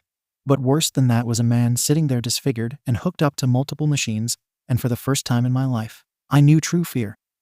He had no nose, no eyes, just a mouth twisted into a wicked smile, with scars covering his bald head, a medical mask over his mouth, although how it was staying on his face, since he had no ears, I didn't know. Getting off the floor, I backed away. God, this wasn't a game. This wasn't funny. I was going to die here, I knew it. Do not be afraid. I know my appearance is a bit off-putting, but I mean you no harm. The man spoke, and I realized he was the man from the screens, his tone not negative, but like someone trying to mimic human warmth. I don't believe that. I can't. But I've got no other choice but to believe you. I replied, my voice cracking as I shook against my will. No, I suppose you don't. Come closer, boy. He told me as his tone shifted, becoming demanding. My feet moved before I could even think about saying no, moving next to him. You seek to destroy heroes, false gods, don't you? With this power, you will be their absolution. You will be my doom. He told me, putting a hand on my arm.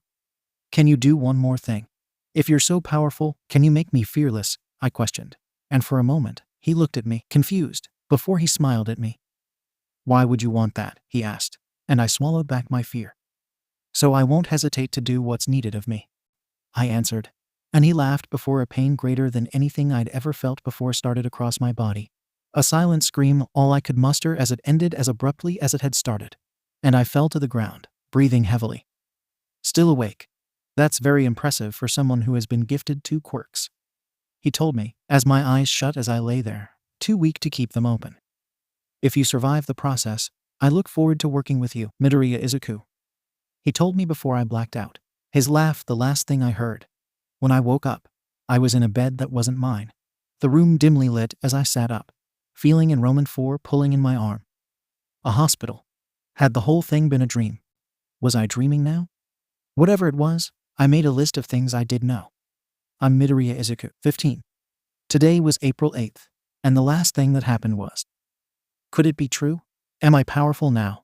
I asked myself, holding out my hands and hoping something would happen. But nothing did.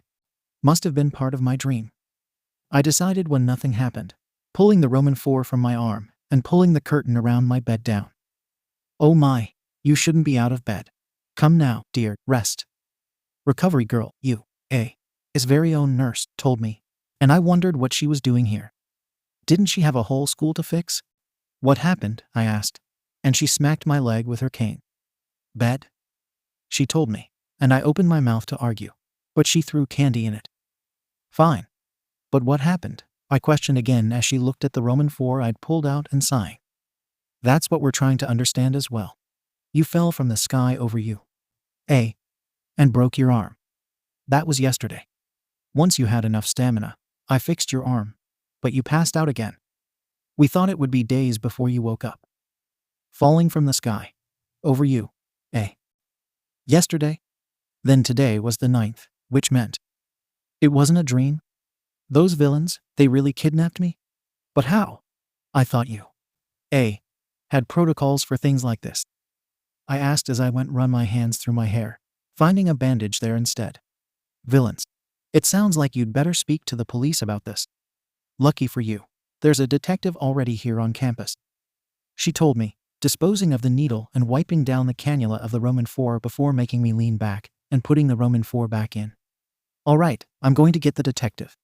Be a good boy and wait here, okay? She told me before disappearing for a few minutes and coming back with a man in a long tan trench coat. Would you mind giving me privacy with your patient, recovery girl? He asked her, the old woman doing as he asked, shutting the door on her way out. I'm Detective 𝐀𝐦. Recovery girl mentioned villains when she came to me. Do you think you could go through what happened? He asked, pulling a notepad out. I sat up straighter because of my willing involvement, thinking of 𝐀𝐦.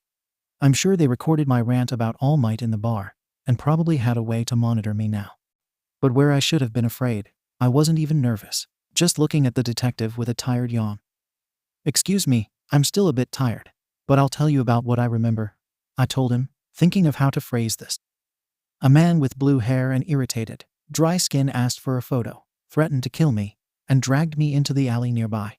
The alley seemed to connect with a bar, connected at purplish-black seams, which I'll explain in a moment, before the alley disappeared entirely. I told him, pausing to take a breath, and let him catch up on his notepad. A screen came on, and a man was hidden in the shadows, mentioning a video of me that was trending, angry with All Might. He assumed that because of that video, I'd want to join their group. They called themselves the League of Villains, offering me a quirk before the bartender, a man whose body was made of mist, like the night sky made up his being, purples and whites and blacks, all moving a bit like flames. He opened a portal under me, and I fell into a lab area, where the man from the screen, he was hooked up to machines, horribly disfigured beyond what a normal person looked like. I don't think it was a mutant-type quirk either. His eyes and mouth were scarred over. He had no hair or ears and wore a medical mask. Then, he said something about doom, and then I felt pain, like nothing I've ever felt before, excruciating, and then I passed out. I told him, making sure I kept only to facts, without giving away anything that could incriminate me. Do you know where you were taken? Was anything familiar? The detective asked, making sure to write everything I said down. I'm afraid not.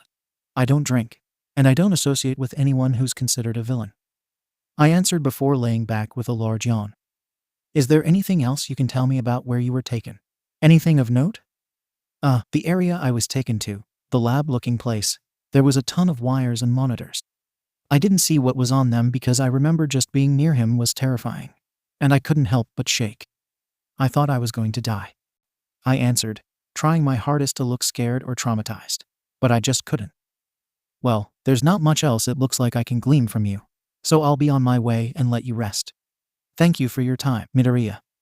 He told me, and I forced a smile, looking at him. No problem at all, I'm happy to help. I told him, the first lie of our conversation, watching his eyebrow raise a bit, but he said nothing, walking out without a word. Prick. I mumbled, sitting up and pulling out the Roman IV again. Right now, I just wanted to return home. My lack of fear suggested that maybe the disfigured man had been honest. He'd said 2 quirks. I could feel no fear, but what else was there? Doom. What did doom have to do with anything? Once recovery girl said I could leave, I called my mom, explaining what had happened, keeping some of the details secret. She didn't need to know I'd chosen to work with villains. I should have felt joy or something, but I didn't even feel that, just existing. What was wrong with me? Even my acknowledgement of the fact didn't have curiosity or worry attached. Walking into my apartment, I knew that I should have felt relief, but I didn't. Mom, I'm home. I called, stopping to put my bag in my room before turning and getting pulled into a hug. It's okay, Mom. I'm fine now. I told her, but she held on and sobbed, so I let her cry until she couldn't anymore, feeling a spark of something growing in my chest. It should have been familiar, and when I recognized it for what it was, I wondered once again what happened to me, for me to not even recognize when I felt joy. The next morning, I left the house late, and my mother worried about me. I didn't mind. I was a proud mama's boy. To know she cared enough to worry, it made me proud to call her my mother. Although I missed my normal train, which, while a little inconvenient, wasn't too bad. Because of everything that had happened to me over the last couple of days, I was trending outside of the country. It wasn't every day that a promising musician was kidnapped and thrown out of a portal into a prestigious school. Izuku. I heard her voice, like music to my ears, and turned, feeling her hug me. We were friends, but Gyro and I had never had much physical touch outside of her jacks poking me and high fives. "Hey, what's with all the touchy-feely?" I asked, smiling at her as I put my arms around her as well. She looked up, and a jack smacked me lightly as she huffed out a breath of air, already fed up with my stupid jokes. "Don't tell me I've already spent all the brownie points being kidnapped gets a man," I asked, angling my head down and making it look like I had a double chin, laughing as she pulled away. "I can't with you," she told me, but she was smiling, just a little bit, but it was there. "Promise?" I asked her, holding out my pinky. "No," she admitted, and just like that, it was like nothing happened. We didn't have to focus on what actually did happen. It made the little time we had before class just perfect. Besides the intruder alarm going off, and a tall boy with blue hair from one keeping those who were panicking in like the day was fairly normal, even if people kept coming up asking me questions that I didn't know how to answer, asking for pictures that I didn't mind giving them, and looking at me. Even the hero course students were looking at me, especially a blonde guy with a French accent. Thursday, Friday, and Saturday went pretty well. I went back to the studio after classes Saturday. This time in a car the company sent over, straight to there, and then to a hotel, spending Sunday working. That was my new schedule, working all week on my school work. And then Sunday was music, meaning I had to put in even more effort and do as much as humanly possible in one day. But strangely, it didn't take anything extra out of me, and I found that I was just able to do more than others, often waiting for them to catch up. Monday and Tuesday went smooth, but Wednesday, the world stopped looking at me and instead looked at Class 1A, who'd been attacked by none other than the League of Villains, and the world as we knew it fell apart. Unknown point of view in my hand. I held a helm, made of steel, created to fit my face perfectly, detailed with the features of a rabbit. It would slip on and hide my face, a voice modulator helping to protect my identity from anyone who knew me. And by God, was I known now. I'd made my gear with the help of him, the one who bestowed the power of absolution. It was so easy when I had unrestricted access to materials and machines to make it. For once in my life, I had no responsibilities, no deadlines, and most importantly, no masters. "It's almost time," the raspy-voiced man told me, and I was bitter a moment. One man still had me on a leash, but soon, even he would have no hold over me. "Do not tell me what I know already. You live because your master commands it, nothing more," I replied, slipping on the helm. All that was visible were my eyes, and I'd noticed they were cold, emotionless. Exactly how they needed to be, if I were to do what was coming. "Do you want to test that theory?" he threatened, taking a step forward with his hand out. But I was faster, green light stopping him in his tracks as I stepped closer to him. "I am not your subordinate, nor am I your partner. We simply have the same goal," I told him, pushing him back with my quirk. It was a reward for the hardship encountered in my life, the tool I'd use to rebuild the world. Absolute control, the ability to control technology and energy. Combined with my mind and deep understanding of quirks, I would be unstoppable. "I should kill you," he yelled, leaping at me, but a blast of energy pushed him back, and I watched him. "Enough. If you wish for death, I will grant it. But our enemy requires cooperation for the time being. However, attack again, and I promise your death will be painful," I told him, taking a seat, one arm over the back, the other on the arm of the chair, green energy flowing up and around my fingers. Letting out a childish scream, he got up and stormed off, while I watched, satisfied that he'd learned his lesson. Us falling through the portal, I made my move immediately. There was no need to sit back and watch as these street punks were defeated by hero course students. Who would stand before me? "Come, face doom," I challenged before a pro hero, who wasn't scheduled to be here, Tiger, and 3 students decided they wanted to fight. "Prepare to die," I declared, dodging a blast of ice by warming the air around me with energy, walking through it to a student with a scar on his face, before one who had solidified his body into a rock-like substance attacked from the side, getting blasted back with a small missile. A glove was thrown at him, and while I hadn't planned on fighting an invisible person, it mattered little, her strikes not strong enough to harm me through my armor. "The balance of power has shifted, little heroes. Doom will reign supreme," I told them, the pro hero, Tiger, stretching his body around me, holding my arms to my side. You really are persistent. I congratulated, before small thrusters in my boots activated, piloting us into the water. A mask slipping over my mouth so I could breathe, before eventually I grew bored. If I was going to kill him, it would be better to make a display of it. Freeing my arm, I grabbed his head, throwing him with enough force to send him out of the water, coming up as green energy flowed around me. Let's see how far you can really stretch, I told him, holding out my hand and grabbing the invisible girl by the throat. Doom does not wish to kill you, child, but I will do as I must. Stay out of my way, I told her, pushing her back before a stony finger pierced my mask, cutting my cheek before I grabbed his hand, charging energy in the tips of my fingers, and without a sound, pierced his stomach, pulling out my blood-covered hand and dropping the injured boy. Bring us All Might and no one else has to get hurt, I demanded, hacking the sound system so my voice echoed. Before I could say another word, I heard explosions, a blonde boy blasting towards me, holding out my hand to stop him and watching the energy from the explosions grow just outside of his palm, our eyes meeting. You are no threat to me, I told him, taking a step to the side as all the built-up energy propelled him headfirst into the ground. In the moment, I did not know whether he was living or dead, and it did not concern me. You monster, these are children, Tiger yelled, his dip in the water not enough to keep him down, and I turned to see his fist flying back, stretching as far as it could before he launched it at me. I moved to dodge, but ice crept up on my legs, another missile launching at Tiger's fist, the explosion and cry of pain telling me that it had found its target. And then, there was one. I spoke, building energy and walking out of the ice, approaching the lone hero course student near me, holding out my hand to grab his face, before flames shot out at me, and I absorbed them. All flames were energy. Pitiful. You should be able to do better, I told him before redirecting the energy of the flames into his arm, watching it snap in several places. Something clanged against my helmet, an invisible individual holding a piece of metal, slightly bent from hitting me. Without a word, I grabbed her throat again, choking the life out of her before the doors slammed open, and there stood our target. All Might, the #1 hero. Letting go, the invisible girl gasped for air as I walked past her and the scarred boy.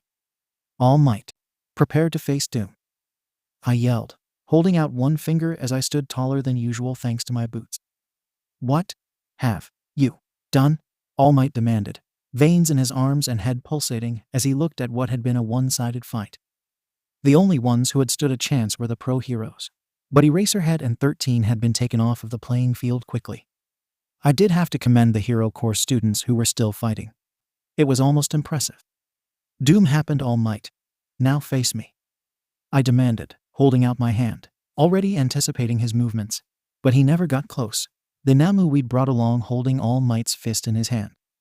In that case, bring me your gear, I told the students, holding out my hands and drawing all their electronics, and the electronics the USCH had, building 20 bots in an instant, imbuing them with my green energy. Hurt, but don't kill, it's not their fault they're in the way, I commanded, watching them take their orders and march forward. Protect your students, or defeat Namu. Well, hero, what will you choose? I asked, watching the hero do his best to keep up with the monster. The students who weren't injured were doing their best to keep up my Doombots, but I had built them. I could keep building and repairing them until they were too tired to keep fighting. Is this all that you, an All Might can give? Pitiful. It seemed to rile up All Might, forcing him to fight harder before the Namu pressed his fingertips into the side of All Might's stomach. Yes, kill him, Namu, kill All Might, I ordered, Shigaraki looking over at me. He's designed to only take orders from one person, he told me with his raspy, irradiating voice. And you believe I am not one of them? What a bold assumption. I told him before the Namu pushed his whole hand inside, ripping out organs and squishing them in his fist. Namu, return to Shigaraki, I ordered, walking over to All Might and looking down at the dying hero. Do you remember what I told you? I will outshine you, even if it must be in death, I told him, watching All Might transform back into his skinny form. Yo. G.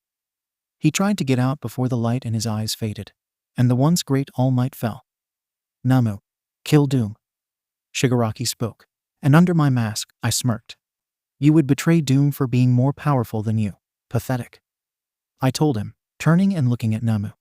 Override, Doombots, kill Shigaraki. I told them, my robots stopping their beatings of students and turning to the man who had betrayed me. Namu, kill him, Shigaraki ordered. But I stared up at the beast and smiled. Did you ever expect to be lower on the list of authorized listeners than Doom? Your master already ordered that Doom comes before you. Why do you think Kurogiri did not attack me earlier? I told him, watching as I got under his skin, before he put his hand on Namu, turning it to dust in seconds. Let's go home, he decided, enraged at the fact that he had become number 2 in his own group. The first smart move you've made all day, I told him, snapping my fingers and deactivating my Doombots, their bodies melting as I collected the energy inside of them. Midoriya Izuku of Earth, 1-381-415-1513. You have been chosen for a higher purpose. A voice called in my head before I began to glow with an energy that wasn't mine and disappeared. Support workshop. As soon as the story broke, the whole country was in shambles. People cried in class, openly weeping for the hero who'd given his life in service to his country. All Might, the shining star of the world, had fallen. In the workshop, Hatsune and I wept. For all my anger, for saying I wished All Might was dead, I never meant it. Now that he was gone, I'd never have a chance to apologize for my actions or for my words. Midoriya Izuku, could you come with us? Midnight asked, and as I wiped my eyes, I saw she wasn't alone. Present Mike, Vlad King, and Endeavor all waiting there. What's going on? I asked quietly, my vision going blank as error messages popped up in front of me, and I lost consciousness. Unknown location. When I woke up, my eyes adjusted, and I screamed. I mean, who wouldn't when seeing a body being held up by chains? Once the initial shock was over, I realized it was a robotic body, wires hanging out of the neck. Okay, I did not like where this was going, and I wanted out. From the neck down, I was trapped in a device, my movements restricted, and my body so numb I couldn't feel anything. Good, it's about time you came back online. A voice called from behind me. A man with brown hair and aqua eyes told me, and I knew this man. He was a god to support students. David Shield. I muttered, and he said nothing for a moment, just pulling out his phone and playing the video of me yelling at All Might. You know, I've had my ups and downs with him too. Unlike you, however, I've never killed him. David told me, and I held back a sob. I didn't kill him. I was angry, but I didn't kill All Might.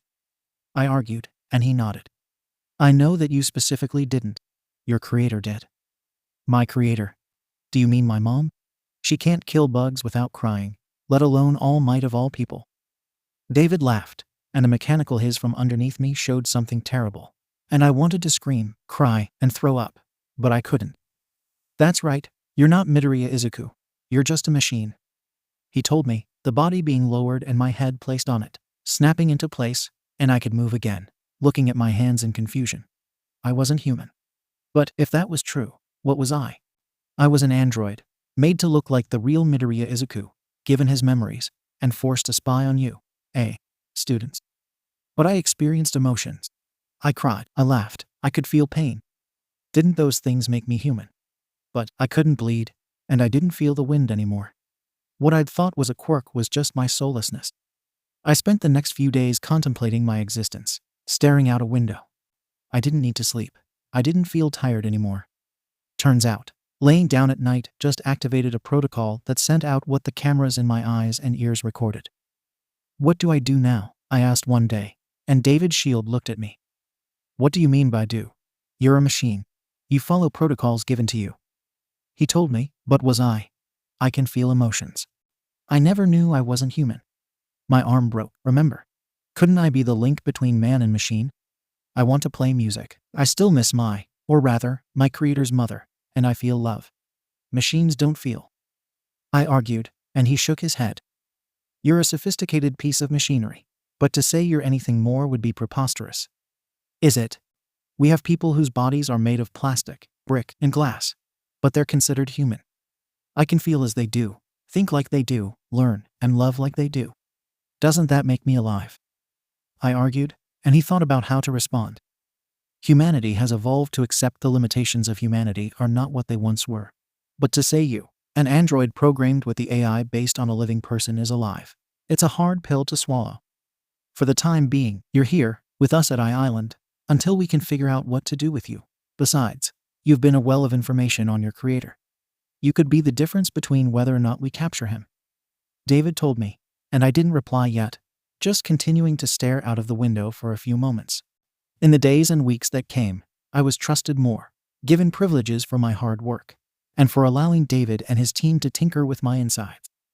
No longer was I a tool used to spy on others.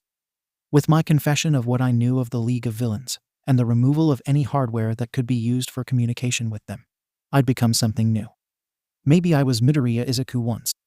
Maybe I had been nothing more than a fancied doombot. But I neither now, and therefore, I was something new. "Who are you?" I heard.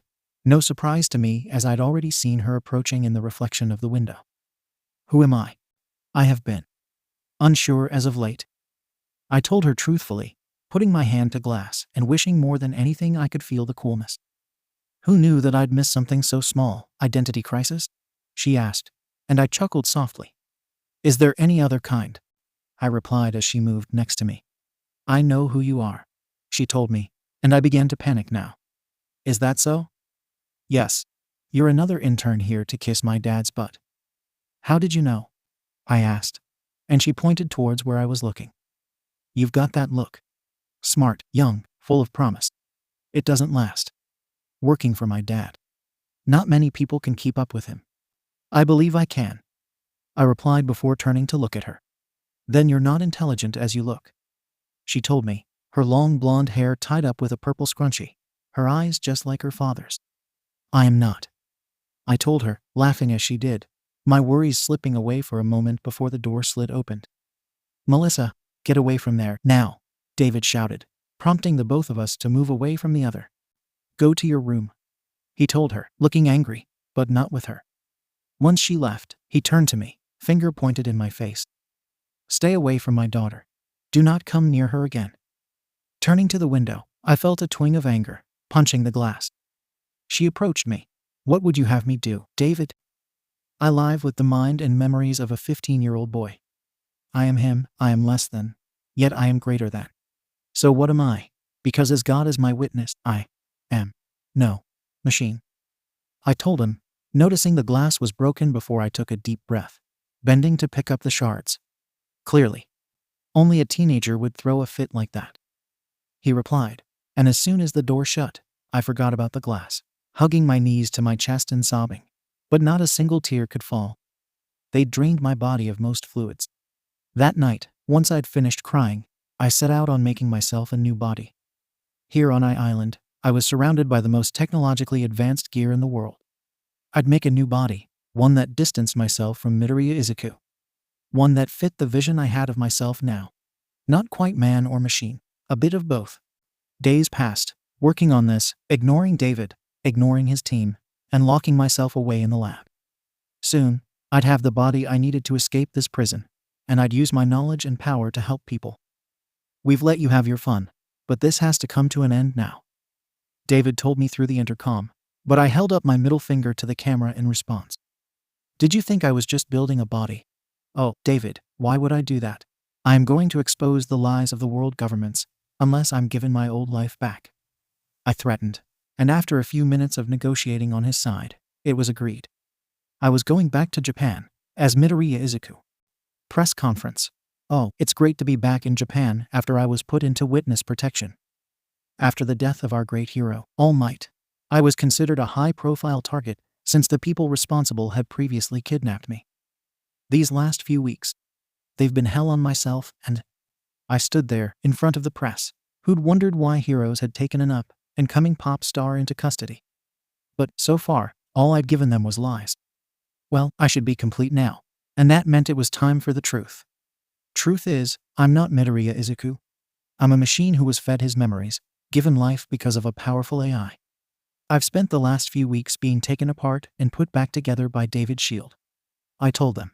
And there were so many questions I couldn't answer them all, so I chose to keep speaking. I can tell you, the real Midoriya Izuku is the villain Doom, who helped kill All Might and is currently on the run. He was given quirks by a powerful villain after agreeing to work with the League of Villains. I was sent to spy unwillingly on you, but when I was detained, my programming tried to wipe my memory clean. I do not know how I survived my system purge, but I will use this gift of life to live, not as 𝐬𝐻 𝐍𝐴, or as the vision of a villain. From this day forward, I am vision.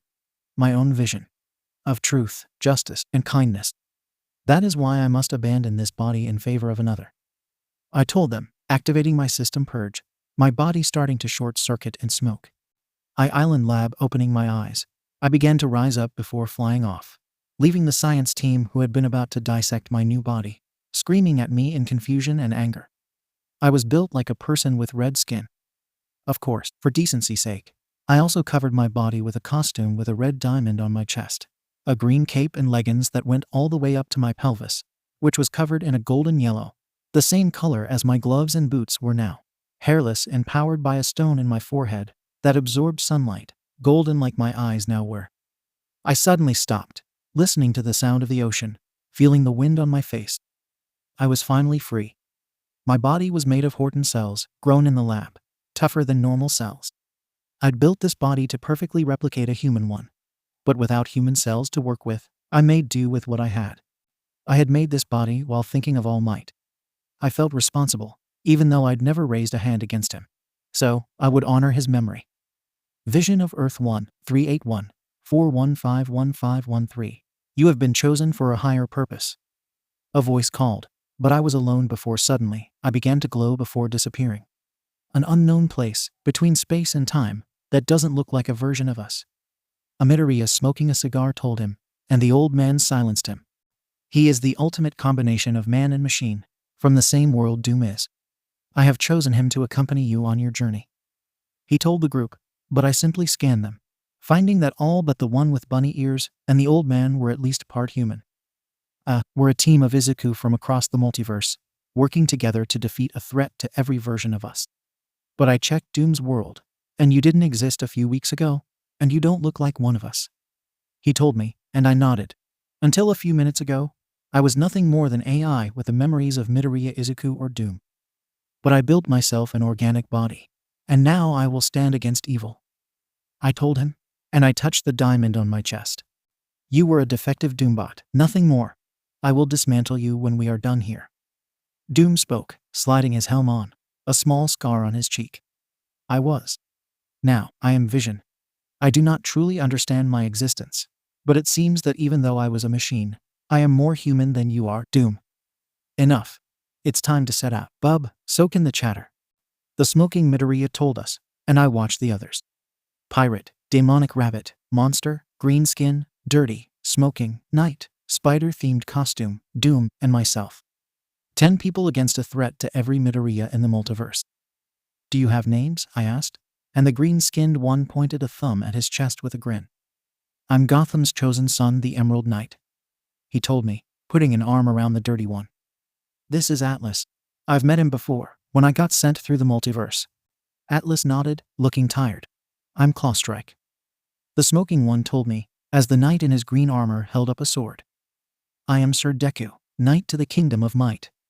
The pirate bowed dramatically, hat in hand. I am Captain 𝐬𝐻, but most call me Greenbeard, Captain of the one for all Voyager, the most fearsome ship on the 7 seas, he told me, and I turned to the spider hero. I'm just your friendly neighborhood Spider-Man, but these guys call me Spider Deku. The bunny looked bored but told me who he was. A sinner. But if it helps, call me Overlord. The monster 𝐬𝐻 roared, beating his chest before getting a single word out. Namu. Doom looked at me before green energy built up over his body. I am Doom. You're better. He told me, and I made note of his behavior. Enough. We got work to do. 𝐀𝐻 told us, using a device to open a portal. Are you ready? There's no telling how time will pass where we're going, or who will survive. But I chose the best of us. So let's go stop God. He told us, stepping through into the unknown.